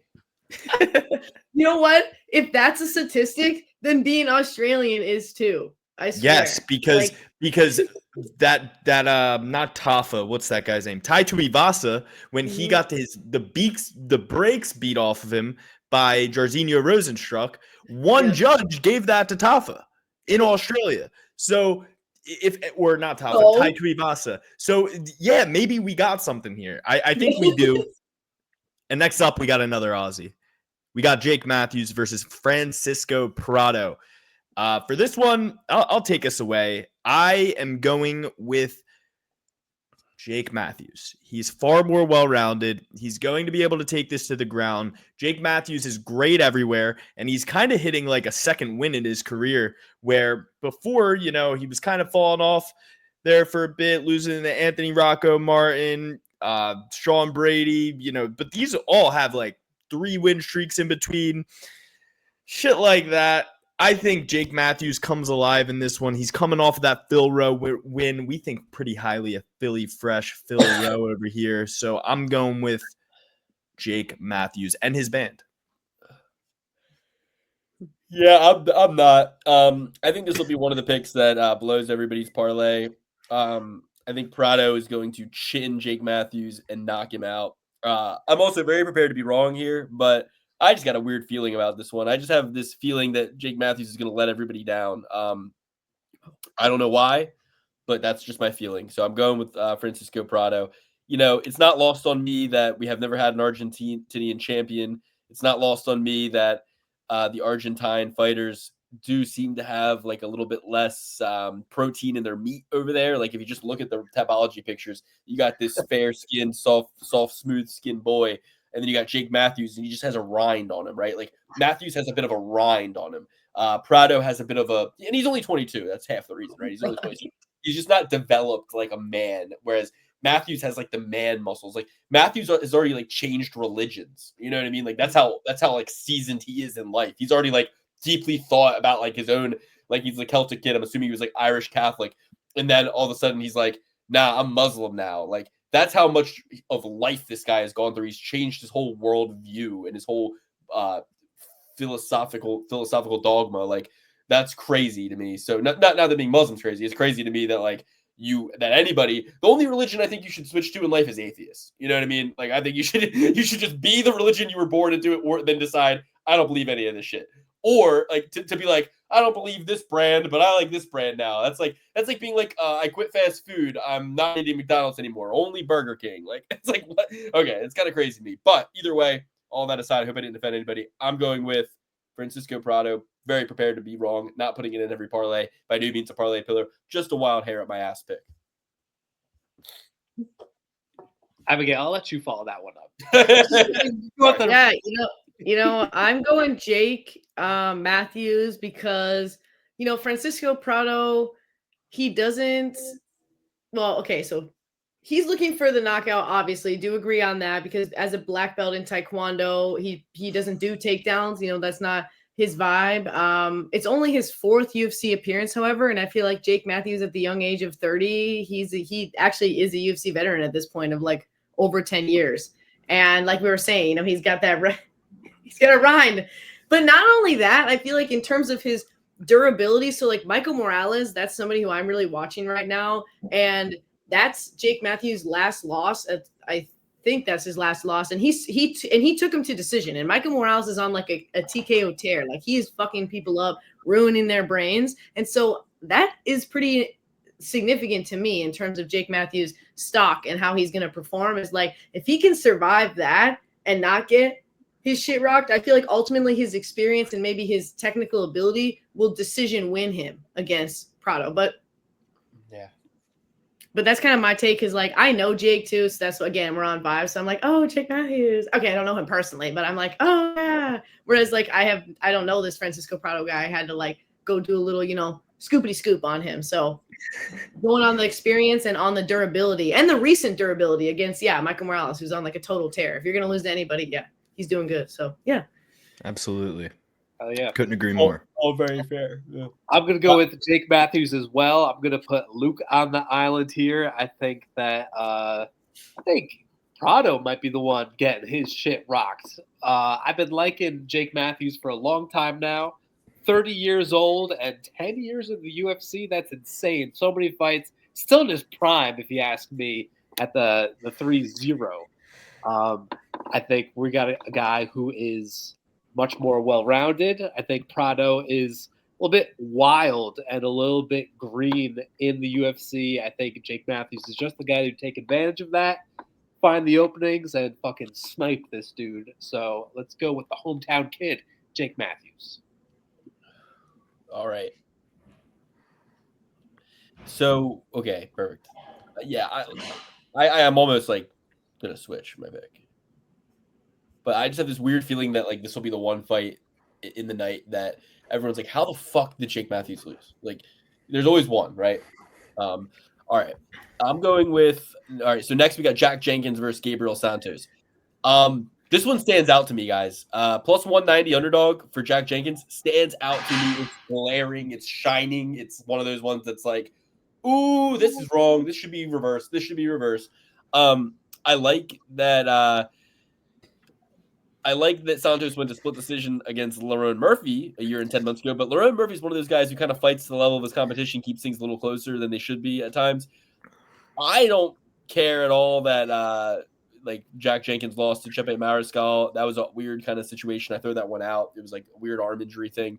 I love that that Jack Jenkins breaks people's fucking legs. I think this guy's broken like 5 legs with leg kicks like in his life. I'm going with Jack Jenkins here. It's glaring to me. It's like the Australian in Australia plus 190 in a fight that's sure to be kind of like I think like a striking match, and I think he's the better striker. So why wouldn't I take him? So yeah, Jack Farr Jenkins for me. I'm going to keep your momentum with that pick going and also go with Jack Jenkins. I think I'm going to pick up on a big-time Australian vibe for this card with the hometown heroes. And I'm looking at this fight as a stockish type thing and what's fool's gold more than anything. And I like what you were saying, Luke, with Jack Jenkins, the injury fight, we're like, oh, you got slammed or whatever the hell happened to that fight. Whatever. But the injury. But let's go to Santos. We gave him so much credit for that split loss to Murphy. It's like, well, he lost, and then he lost after that, and then he beat a guy in the Wu-Tang Clan. I'm supposed to care about that in Yiza. So let's go with the hometown kid who could wrestle his ass off and maybe nullify some of the crazy strikes of Santos, and keep it within the margins here. Let's go with not Santos. Sorry, Jack Jenkins, and he's the doggy here, so I'm liking that even more. Nice little cherry on top. Jack Jenkins, super well-rounded, super dangerous on his feet too. I don't know why the line is set this way. It's really a mind boggler for me. Like Luke said, I think Jack Jenkins should be a pretty significant steep favorite, maybe like minus 200, in fact. So I'm going with Jack Jenkins for the ripe price tag of plus 150 or 160, whatever it is. And I'm going to be loving it. It's going to be one of my parlay pillars, Daniel son. Yeah, to be honest, don't know jack shits about Jack Jenkins. Yeah, I'm not prelims familiar, but so I am gonna peace out of here. But on my behalf, later down the line, just know and somebody choose Colby Thicknessy. How do you say his last name? But if you've seen Thickenese, my girlfriend speaks it. Okay, whatever his name is, he is an interesting guy, and that's my only prelim pick. Because I'm like, oh, I ran into him, and then I saw him again. Again. I keep talking about people oh, I know this guy. Oh, I ran into him. No, I saw stuff about him on the internet, and then he was in the embedded video, and I was like, oh my god. And he's fighting against Ilya Taipuria's brother, so that's kind of cute. But obviously, we know, okay, just like being genetically related. But anyway, so somebody pick him on my behalf. But I'm gonna peace out. Don't have anything else to offer at this point. Well, but I hope you let me back, and maybe Jimmy will say something next time. Open invitation. Abigail, you exceeded expectations. Thank you so much for joining us. You're welcome back anytime. Open invitation. Yeah, it's so great to meet the crew. I appreciate you all, and I look forward to our next chill. Thank Get you. in the Discord, and we'll chat on the night of the fight. Hell yeah. All right. I'll be chatting with you guys. See ya. Have a good one, and follow her Follow page. her at Dynamic Instability on YouTube. And with that, take care, Abigail. Bye.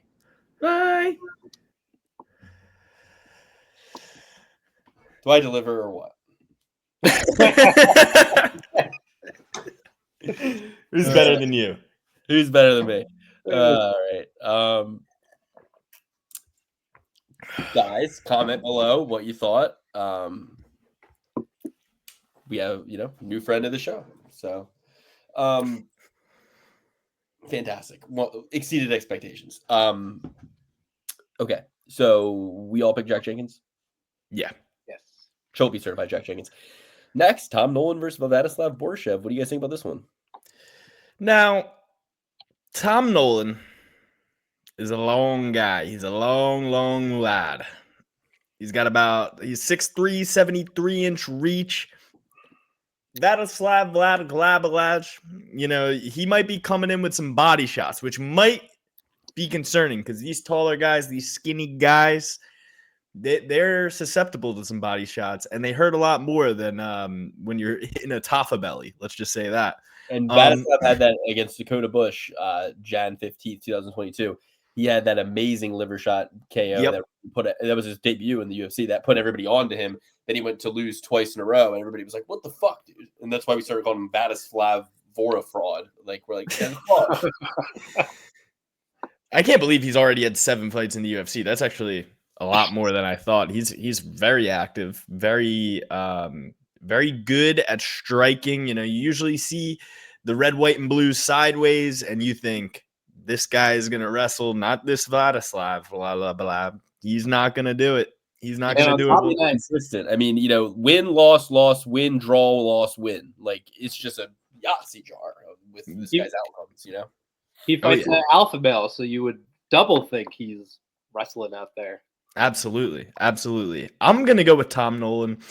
Dan said it earlier. It's an Aussie wave. we're riding on the Gold Coast. What is it? New South Wales. We're surfing out there. We're riding that wave, Dan and I, with all these Aussies. I think that Tom Nolan is going to get this one done. I don't necessarily love this pick as much, but I wrote down in my notes just a feeling. Abigail would have loved that because this is all vibes for me right now. Tom Nolan, long, lanky. He's going to keep him at bay, keep him on the edge of his strikes. If he could do that, he's going to end up winning this fight. I'm going with Tom Nolan, and more so just because I don't know what more Vladislav Boryshav can do besides hit you to the body really, really hard. And he had that really good fight against what's that guy's name from New York? Nazim Sadyakov. Great fight, amazing fight. That was a great fight. Great fight, amazing fight. I loved that fight. It was a fun fight to watch. But I think Tom Nolan walks away with this one. See, I can't agree with you and go with the Australian wave here. I think the wave is going to crash into the beach. We're going to go with Boryshev. That's where the wave. All waves crash into the beach, you dumbass. That's where it crashes. Where else would it go? It crashes out in the ocean. You don't think waves crash in the ocean itself? Shut the fuck up. So we're going to go with. There's more waves that crash into the ocean than onto the beach. No, it's just the same wave over and over again, Dan. They lead into each other. You don't see. You're not as nautical as me, okay? You're grasping here. Nope. And we're also gonna completely disagree because I'm gonna go with my man Vyashev Borislev.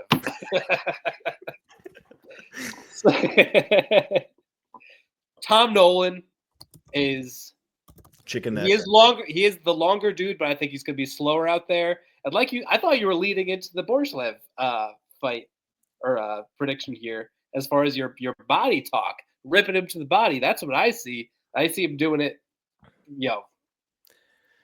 probably to a finish. I think I'm gonna take him by KO. I think he really, really rocks him in this fight. I don't care about the hometown as far as this fight because it's not going to the judges anyway, even if it is Sal, whatever this face is. So give me a Porsche. Dan, that is my biggest concern. Way That's my biggest concern, the body shots. But Tom Nolan, somebody of his dimensions, should just be able to put his hand on the forehead of Vladislav and can't reach him. Yeah. He's too short. He's just too small. Borshev's got the experience, though. I agree. He knows how to get to that inside angle. It's a scary one. It's just a feeling for me. Just a wild hair up my ass.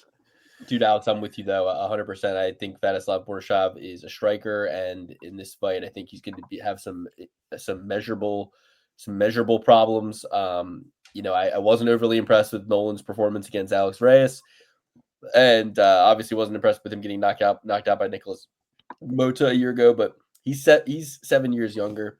Sorry, 9 years younger. He's 24 to 33. He's going to be taller. He's going to be longer. Hometown guy, got some intangibles. I think Borislev will not fly well, will be a couple beats behind, and I'm going with Tom Nolan as well. Don't love it as much as Jack Jenkins, but I think we'll get a couple back-to-back sneaky underdogs here. Honestly, I think dogs are going to be barking this week. Barking. Use that. Speaking of dogs barking, Kong Wang was a gigantic favorite in her last fight. And a gigantic in this one as well. Yeah, she was a huge favorite against Gabby Fernandez. She got submitted in the first round against Gabby Fernandez. She's a minus 440 heavy favorite coming in again. I said last time, I was like, she was a huge favorite against Victoria Leonardo, which, Victoria Leonardo is 9-5. Everybody thinks she kind of stinks. So that made a little bit more sense. She's coming in on a debut against Victoria Leonardo, but I think I still picked Leonardo. I was like, who is this chick coming in from China with 5 fights and we're going to make her a minus 1,000 favorite? It doesn't make any sense. So I'm going dog or pass here. I mean, a win against Molly McCann 6 months ago, that's fine. A loss to Luma, win against Shauna Bannon, win against Marnik Mann, lost to Denise Gomez. I'm fine with it. Bruna Brazil, the special one. I'm dog or passing this shit for sure. For sure. Yeah, I'm rolling with you. I'm going with the dog as well. Wong has been sniffing her own farts too much. She walked out there. She was looking like what's that guy's name? Marcus Perez. She went out there Marcus Perez style Joker paint for no reason. You guys don't remember who Marcus Perez, the legend Marcus Perez? Pandemic guy. He's similar to the one Romanian guy that you love, Luke. Marcus Perez and that guy virtually identical. You know which one I'm talking about. You love him. Ion Cutabella. Him and Ion They don't Cutabella. look anything alike. They both do the paint themselves thing. Hey, if you paint yourself, you're not somebody I want to bet on. If you're ever painting your face and your name isn't Chris Cyborg, get the fuck out of here. I'm never betting on you. Give me Bruna Brazil, and I hope to God Kong Wong comes out there with her face painted again, because that and doing the little Joker moves. She learned for days how to like throw a ball up and catch it in the other hand and throw it up and catch it in the other one just to get fucked up. Get out of here, Bruna Brazil, probably by submission, but I mean probably by decision, but maybe submission.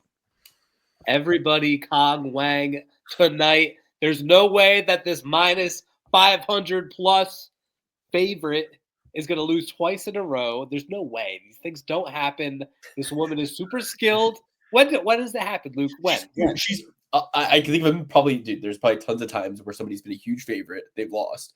They've come in as a huge favorite again. And they've lost. No, I don't believe it. I don't believe it. It's a market correction. And sometimes we got to crash the same card into the same wall and expect a different fucking outcome. I mean, at the end of the day, she only has 7 fights. So it's like, how does anybody have any information on her to make her that big of a favorite? A lot of her fights were in China against. I saw even her loss. Even her loss, I was like, wow, those hands are coming in fast. Like, she knows what she's doing. Like, she's got a lot of skill. So I like her in the bounce back. I think she's going to be even better coming off the loss. And I think she's going to be a demon. Just hell on wheels. Look, I'm not tying Bruna Brazil to a shitload of parlays or anything out here. I'm just saying that, like, I'm not putting Kong Wang on any parlay. You know what I mean? You just sounded like the talk to a guy. Hey, listen, I'm not. I don't mean to be trepidatious here. Okay. Cool. Shout out those guys. Hilarious. Oh, I love talk to. I was going to send you one that I saw earlier today. It was really funny. Taporia's little bro or older bro, Alexandre Taporia versus the Thickness. Look, man, I was one of those people who heard, oh my God, Ilia Taporia is my current favorite active UFC fighter. He is my favorite active UFC fighter. I love him. I want to kiss him. I want to hug him. I love him. I bet him to win and knock out Volkanovski. I bet him to win and knock out Max Holloway. I bet both of those outcomes, both of those hit. Nobody was with me. Everyone was against me.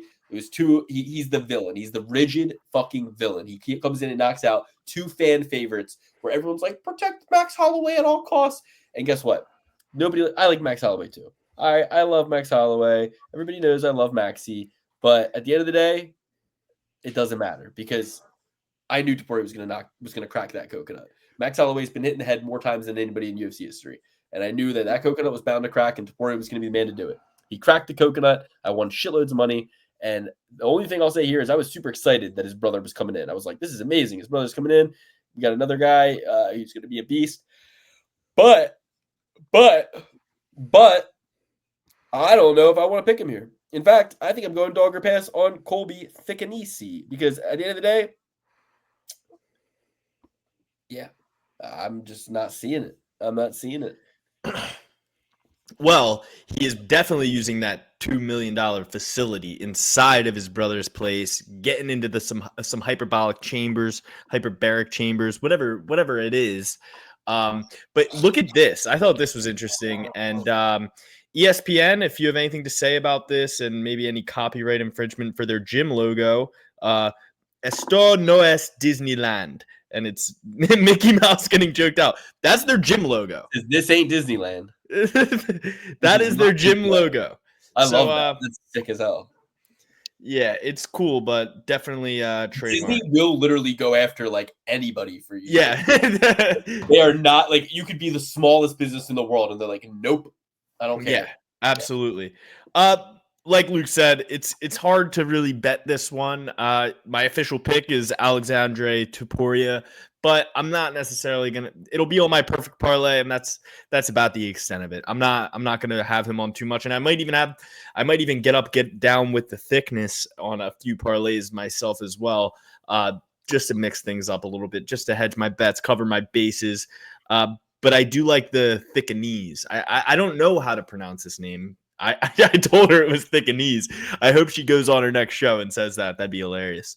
But I'm going with Alexandre Pantoja or Taporia. Who do you guys think? Who do you think Abigail likes best? Who do you think she has a crush on? I don't know. Every time I said something, she was clutching her pearls. Clutching those pearls for sure. I think Dan would have the best shot, to be honest. Yeah, I was going too haywire. No shot. No, I'm all married men here. I'm just saying. I think Dan has. We're not all married men. I think I think based on the vibes, you know what I mean. I think that you guys were vibing. Like you guys had a little bit. You had a little bit of thing going on. I don't know. Just saying. I don't know about that. I don't okay. know about that. But here's what I know: Colby Thickniece. If you go to his Tapology page, he looks like a cross between Voldemort and like Skeletor. Have you guys seen this guy's Tapology page? Oh yeah.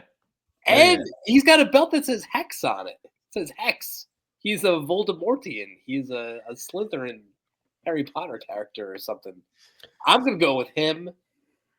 Pantoja. I don't care who you're related to. No, Taporia. No, I said Pantoja too. It You just rolls up my head. it rolls off the tongue. Yeah, I mean, who fucking knows? I'm gonna with Thickniece. I've heard it both ways. Okay, next up we've got Cody Steele, hot up and coming prospect. I know they've gotten derailed a ton lately, but he's going against Rong Zhu. And, I'm going to go against Rong Zhu, and he's going to say, who's Rong Zhu, Alex, because I'm going with Cody Steele. Cody Steele's an absolute dog. He's been on the jiu-jitsu scene for quite some time. He's an absolute beast. The whole time, I always knew he'd make a foray into MMA, and he's impressed, man. He's got 4 knockouts, 1 sub, 2 decisions. So he's getting it done in all ways. He's not just relying on that awesome jiu-jitsu of his. And he's in a pretty good organization, right? Fury's decent. Is that under the UFC banner? I don't know. Anyway, I'm going with Cody Steele here. Cody Steele emphatically. He's a pretty big favorite, but I think he's going to show you, because although he doesn't have much experience in MMA, he's been competing on a high level in the jiu-jitsu scene for a very long time. He's been on my radar for a minute, so I'm going with Cody Steele here. Okay, I want you guys to do me a favor. You on Tapology right now? Yes, sir. Yeah. Go to Cody Steele's record. Mm-hmm. Go to his fight right before his win on the Contender Series against Chaston Blair. All that red. No. Go to the fight. Grappling. Go to the fight before Chaston Blair that was canceled. It's Guillermo Otonio. Okay. Click on Otonini. Shohei Ohtani. Yeah. Scroll down through his record. Scroll past Jose Diaz. Scroll past his loss to Williker Lemos. Scroll past his loss to Sousa. Scroll past his loss to Dos Santos. All the way down to 2015, October 24th. Tell me that. What? That's crazy. This fella beat Alex Pereira. In Alex Pereira's debut, this guy submitted Alex Pereira in his debut. This guy who was scheduled to fight Cody Steele. This guy who fought Alex Pereira at light heavyweight was scheduled to fight Cody Steele at lightweight. Now, this guy who beat Alex Pereira at lightweight, he pulled out of the fight the day of the fight. He was scared to death to fight Cody Steele. He did not want to fight him. This man who was not scared to fight Alexander Pereira. Oh, shit. I forgot that was like the whole ripple to that Contender Series fight, that he was like shitting his pants in the back and did not want to come out. That's crazy. So for that reason and that reason alone, I mean, Cody Steele is a fucking terrifying badass of a man, and undefeated record, equally skilled on the ground and on the feet, more skilled on the ground, but has 4 wins by knockout and is just as comfortable on his hands as he is with the submission game, as he is with the wrestling. He is going to absolutely demolish Rong Zhu. Parlay pillar, parlay piece, parlay everything. This man, I think you just throw a shitload on him money line, parlay him and everything for money line, and then bet him to win by finish. And then I think, it's like, what do you want to do? Submission or knockout? Because it's like you can do the Terrence McKinney thing where it's like, yeah, of course he's going to submit Hadjovic, and he has like every opportunity to and almost does, but then he just keeps pounding him. That could easily be this situation. So it's kind of like, I think you just don't get greedy. You can probably get him by finish at like, I don't know what you can get him at. Probably like, if he's minus 240 on the money line, probably like plus 100 or like minus 150 to win by finish, right? Generous, more than generous. Bet it. Cody Steele is going to fuck up Rong Zhu. Bad. Parlay pillar. All right, she'll be certified Cody Steele. Dan, did you go yet? No, I didn't go yet. All right, Cody Steele and American Sex Appeal, baby.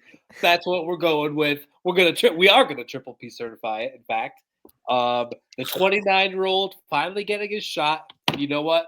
Vegas is recognizing that pursuit. I think he's at minus 200. At least that's what I saw on Tapology.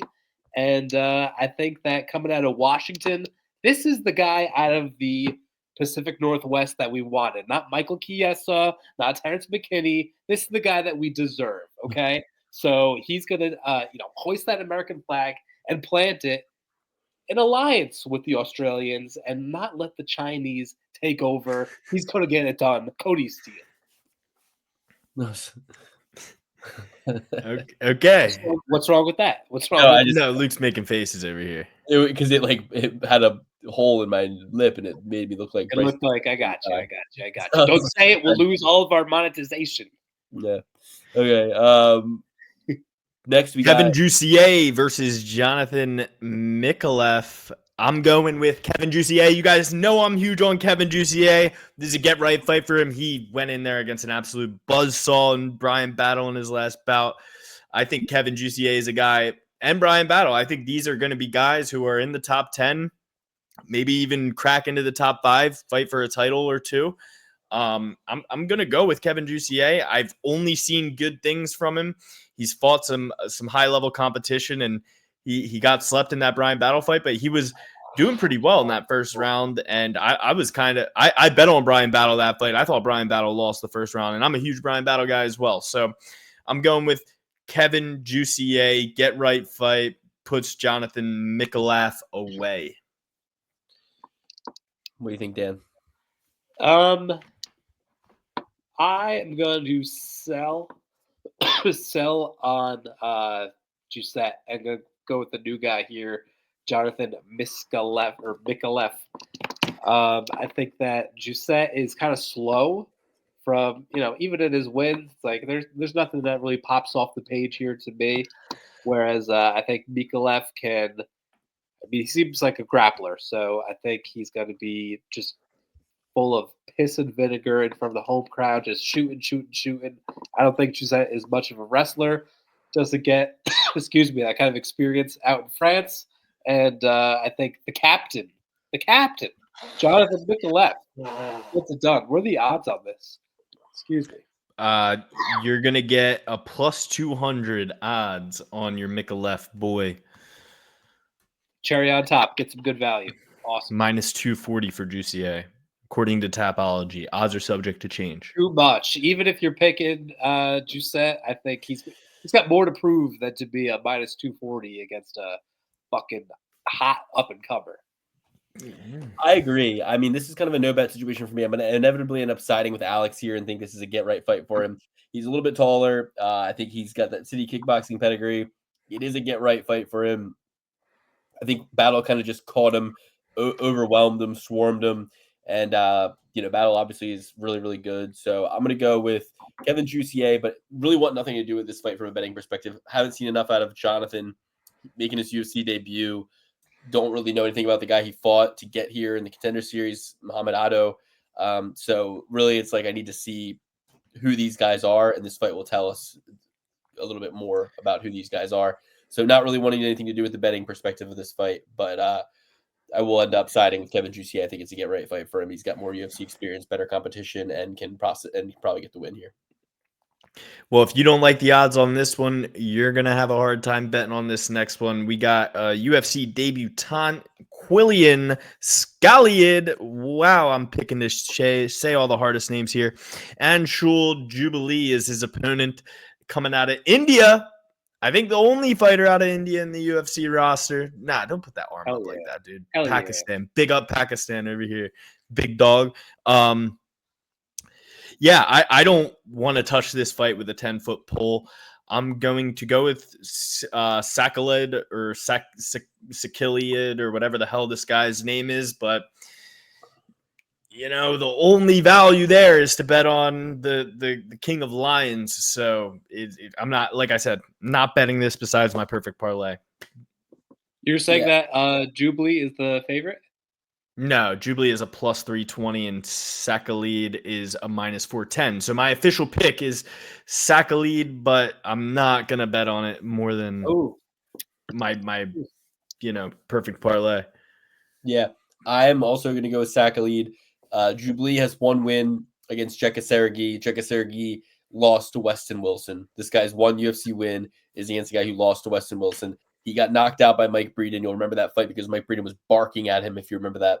Mike Breeden barked him down and knocked him the fuck out after being down a little bit, I think, in that fight. So I'm going with I'm going with Sakhalid, but really it's only because I think the UFC signed him off the Contender Series 4 months ago. They turned him around quick to get on this Australia card. He just looks from his Tapology picture. He looks like he's got that mustache. He's just hearty. He looks like he's the type of guy to bark, you know? And his frame, his pecs, his muscles are just so much bigger than Jubilee. I think he just outmans him. I think he just completely outmans Jubilee and beats him up. But I don't want to bet on a UFC newcomer at minus 410 at all. But I don't want to bet on Jubilee at all. So that situation, save my bullets, save my money, save my shit. But they're putting this fight here for a reason. Get the crowd hype. Get them inside buying beers early in the morning. So maybe you take Salakid by knockout if it's like juiced up. But I like I said, I wouldn't touch this fight. Like you said, Alex. How come the Australians never complain about that? Those alcoholics. Every Brit in the world complained, oh, we don't get to fight at the time that we usually get to watch the fights. Why are we doing it on American time? Because we're better than you. Shut up. And I think the Australians are just like, no, we would love to get up early and start drinking early and have give us an excuse to get up early and start getting wasted. Bars in the UK close early anyway. They close at like 11 p.m. Yeah. That is no fun. Gotta go. You know what else is no fun? That you can't even. There's no freedom of speech in the UK. Yeah. But after a few of the Guru's videos, I might be thankful of that. What, Dan? I said it's not written down. It's not like constitutional. Like, no, I heard a story. I heard an anecdotal story recently about like, you could be arrested for saying that in the UK. What? I'm not gonna say it. I'm not gonna say what you don't have to worry about getting arrested. The Guru was commenting on the Bryce Mitchell stuff. Kind of class and dignity and self-respect and not wanting to say like terrible things. It was when the Guru was commenting on Bryce. Oh, okay. Well, Guru was also saying the same thing about the Bryce Mitchell thing and the Conor McGregor thing, and he was like, "You could get arrested for saying that here." Yeah, but I was thinking of something else where this guy said that I don't want to say it.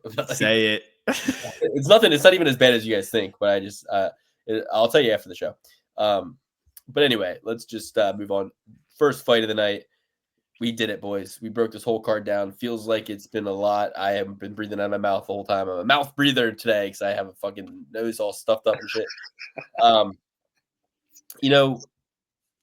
This is a fight between two guys who really haven't fought nobody, right?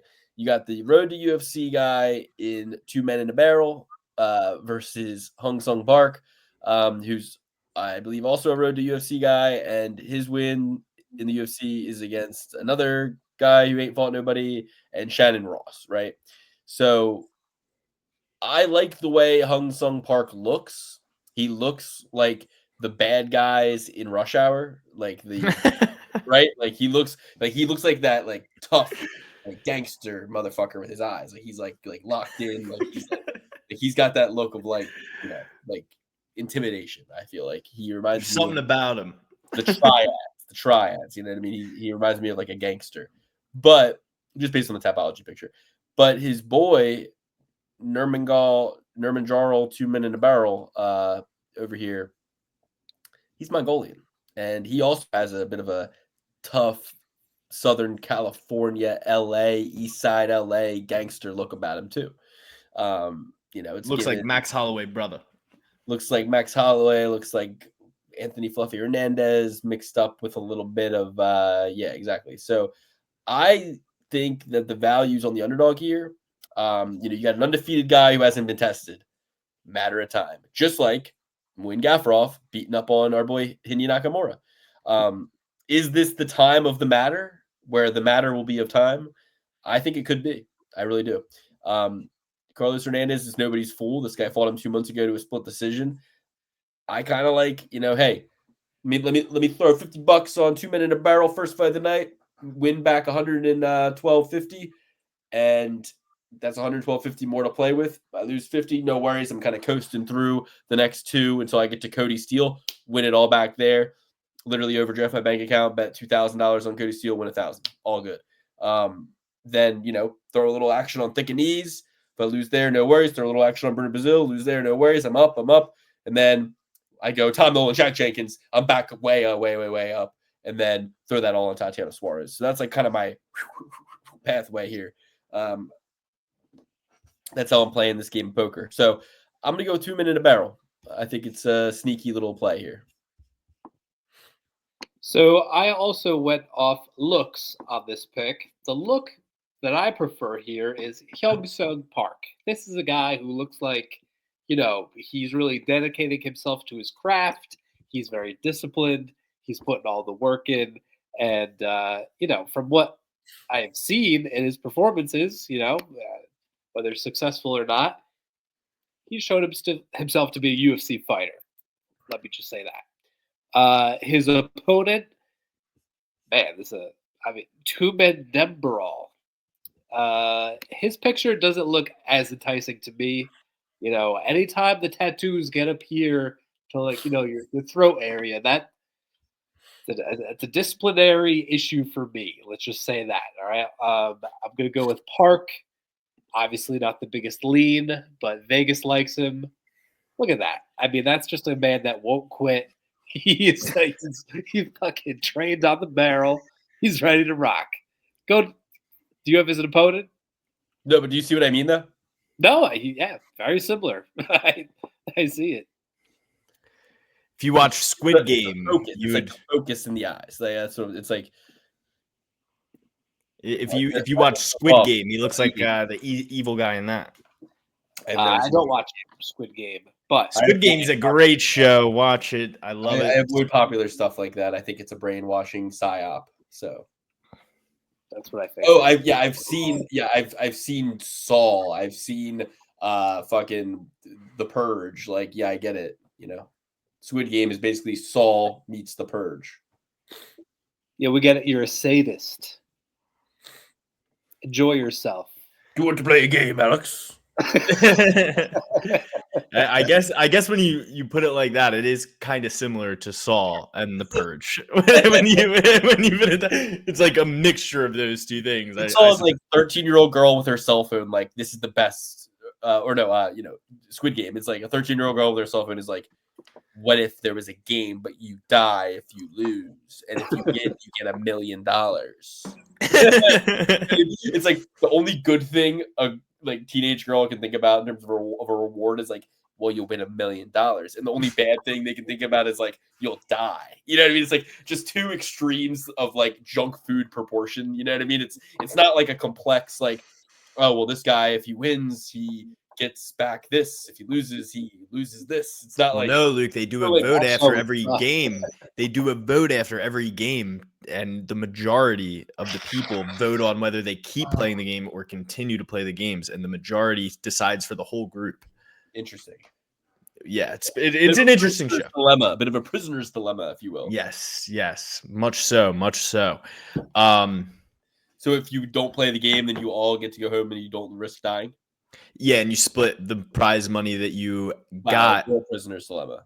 So people are like, well, we could survive one more game because, I'm like Brendan Schaub talking about Pickle Rick right now. This is like, this is like Black Mirror meets The Italian Job. Not necessarily The Italian Job, but very Black Mirror-esque. But yeah, every person that dies, the total of money that the person wins goes up. So crazy. And you have less people to split it with. Exactly. And that's what everybody, debates. And every single vote comes down to like 1 or 2 votes every time. It's quite a roller coaster ride of emotions.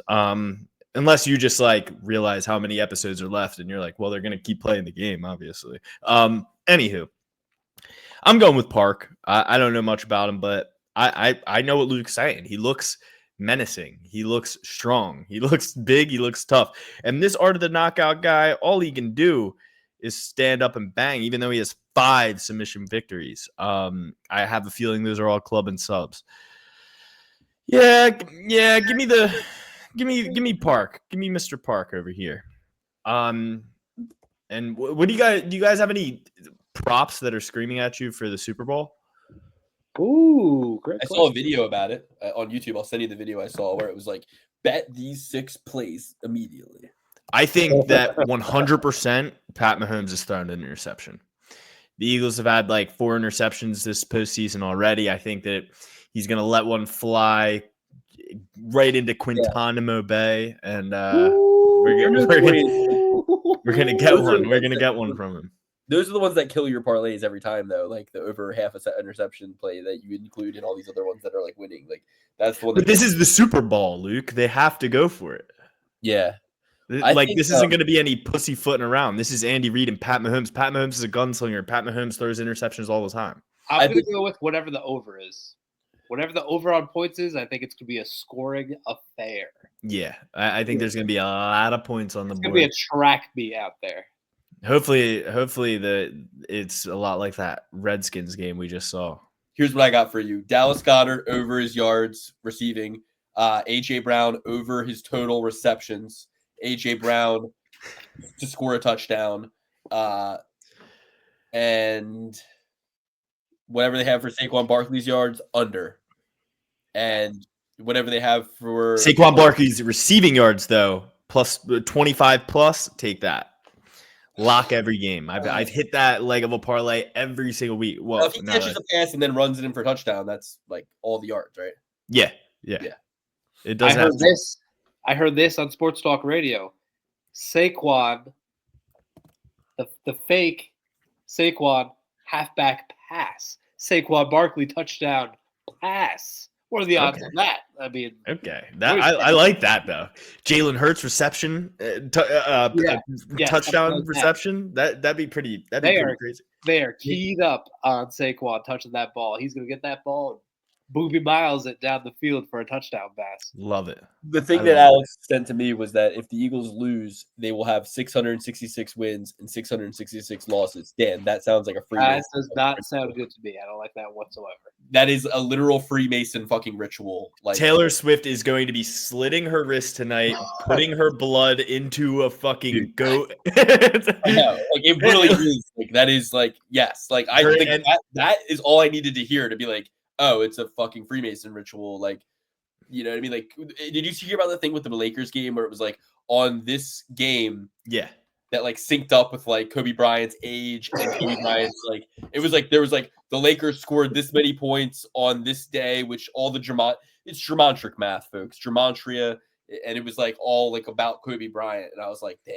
That's crazy. It's like, and they're like, the truth's in plain sight, guys. Come on. I'm like, I don't know. You could do that for anybody. Who freaking cares? But the 666 thing, I mean, yeah, that's when they say that like all of the presidents are related. You're like, oh my, it's some sort of cult. And then you realize like everybody's fucking related. Like everyone's related to the same people, like I saw somewhere that Trump was related to the Prophet Muhammad.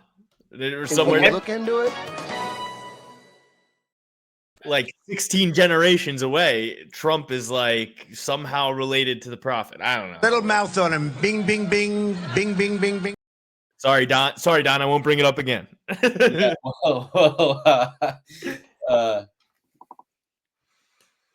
we've gotten off course here. yeah, but no, I mean the 666 thing did give me cause to pause. That white witch Taylor Swift doing rituals and shit, dude. No, it's not good. It really is not good. But to be honest, if I take rituals and geometric math and all the other shit out of it completely, and if I take the refs literally being like indicted on investigation, and then a day later them being like, nope, they're all good actually, and they're all reffing the Eagles game. Yeah. Did Crazy, you ever see Taylor Swift next to that Satanist? Who's that? The girl on the that's not Taylor Swift was like the leader of like Satanism. Well, like they all actually hang out with that actual woman. Xena Shrek. That's her name. Xena Shrek. Don't even say her name, Alex. Fuck, dude. Don't even know anything about her. You asked who she was. He's saying Rumpelstiltskin. Like, who's that one witch though that was like married to that guy? Witch married to fashion designer. Yeah. I don't want to say her name, but Michelle. That's what Michelle Lammy. She was married to fashion designer Rick Owens. Look into Michelle Lammy. She's like an actual fucking witch. And I'm not going to say her name a third time. In fact, Father, Son, Holy Spirit, Amen. Father, Son, Holy Spirit, Amen. Father, Son, Holy Spirit, Amen. Power of Christ compels you. The thing is, like, yeah, like there was a video of like they're like at the Met Gala ball or some shit like that. It was like raining, and then it just like stopped raining, and somebody saw her putting out like a plate and putting like things in the plate and stuff. And then Cardi B was caught in an interview saying like, Michelle, she did one of her spells, and the rain stopped. It was like, yeah. And if you just look at it, Google what I just said. Google Rick Owens' wife. Rick Owens. You Google that and just get one look at this lady and tell me. You'll be like, oh yeah, it's definitely a witch, like 100%. Like she's got Hansel and Gretel fucking tied up for sure. Okay, so let's go through our picks top to bottom again. Oh my gosh, she looks like a demon. Yeah. We really need to do a couple sign of the crosses. Couple sign of the crosses. Coming from the guy who declared atheism like 30 minutes ago. I didn't declare atheism. I just said it doesn't make sense to switch up teams in the middle of your fucking life. All right. Like the only thing that makes sense is to be like, yeah, I'm Catholic, but I don't really go to church anymore. Not to be like, I was Catholic, but I decided I am now Zoroastrian. Actually, I kind of am Zoroastrian. If I really think about it. I don't even know what that is, but it's all right. We'll save that for another day. Oh my God. I'll go through my picks. I got DDP. I got Tatiana Suarez. I got Glover Teixeira or whatever Teixeira. Jimmy the Brute Crute. Petrino. No, not Petrino. The Brute Crute. Matthews. Nolan. Jenkins. Brazil. Thickenese. Oh no, Taporia. Cody Steele. Kevin Jussier, Salakilled, and Park. All right. I got Sean Strickland. I got Tatiana Suarez. I got Taliesin Teixeira. We got Jimmy Crute, Jake Matthews, Jack Jenkins, Vyashav Borislav. I got Kong Wang tonight. I got Colby Thicknessy. I got Cody Steele. An American Sex Appeal. I got Jonathan Mikalev, Keon Salikad, and Hyung Seong Pyong. And I got the Birds winning 48-27. I got Birds by 1 million. It's going over. Birds Super Bowl number 2. Yeah, I think Birds 31. Chiefs 21. Okay. Ooh. It's reasonable. And I think that the Birds will not make it. It will not be close. Like at any point. I think the Birds will get ahead and continue to get ahead, and the Chiefs will kind of like nip back. But here's the thing: the Chiefs have not dominated anybody. You know what I mean? Like, it's not going to start here with the fucking Birds. Like the Birds are not a team that you dominate like that. Like you're either going to go neck and neck with them, both scoring a lot, and I just think like the Chiefs almost lost to the Bills, and like Hurts and Barkley are so much more clutch and so much more game than fucking Allen and his gang of flunkies. You know what I mean?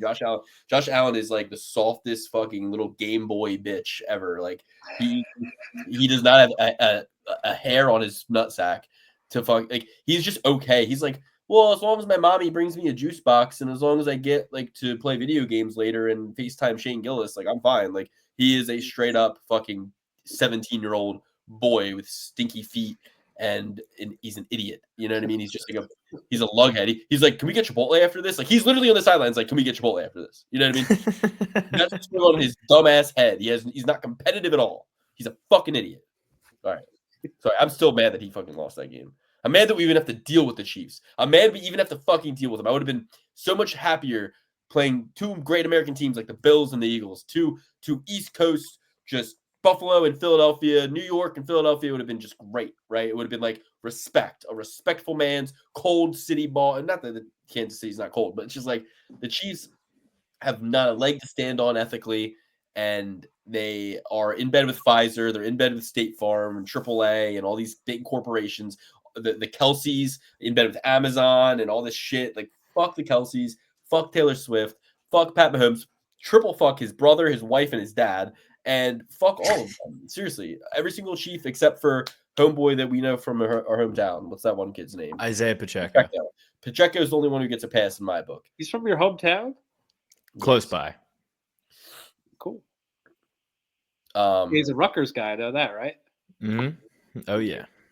All right, my picks, top to bottom. DDP, Tatiana Suarez, Talston Teixeira, Bellato, Prado, Jenkins, Nolan, Brazil, Thicknessy, Steele, Jussier, Salakid, and 2 Men in a Barrel. The only one I'm confident with is Steele and Suarez, and the value pick, I think, is Jack Jenkins.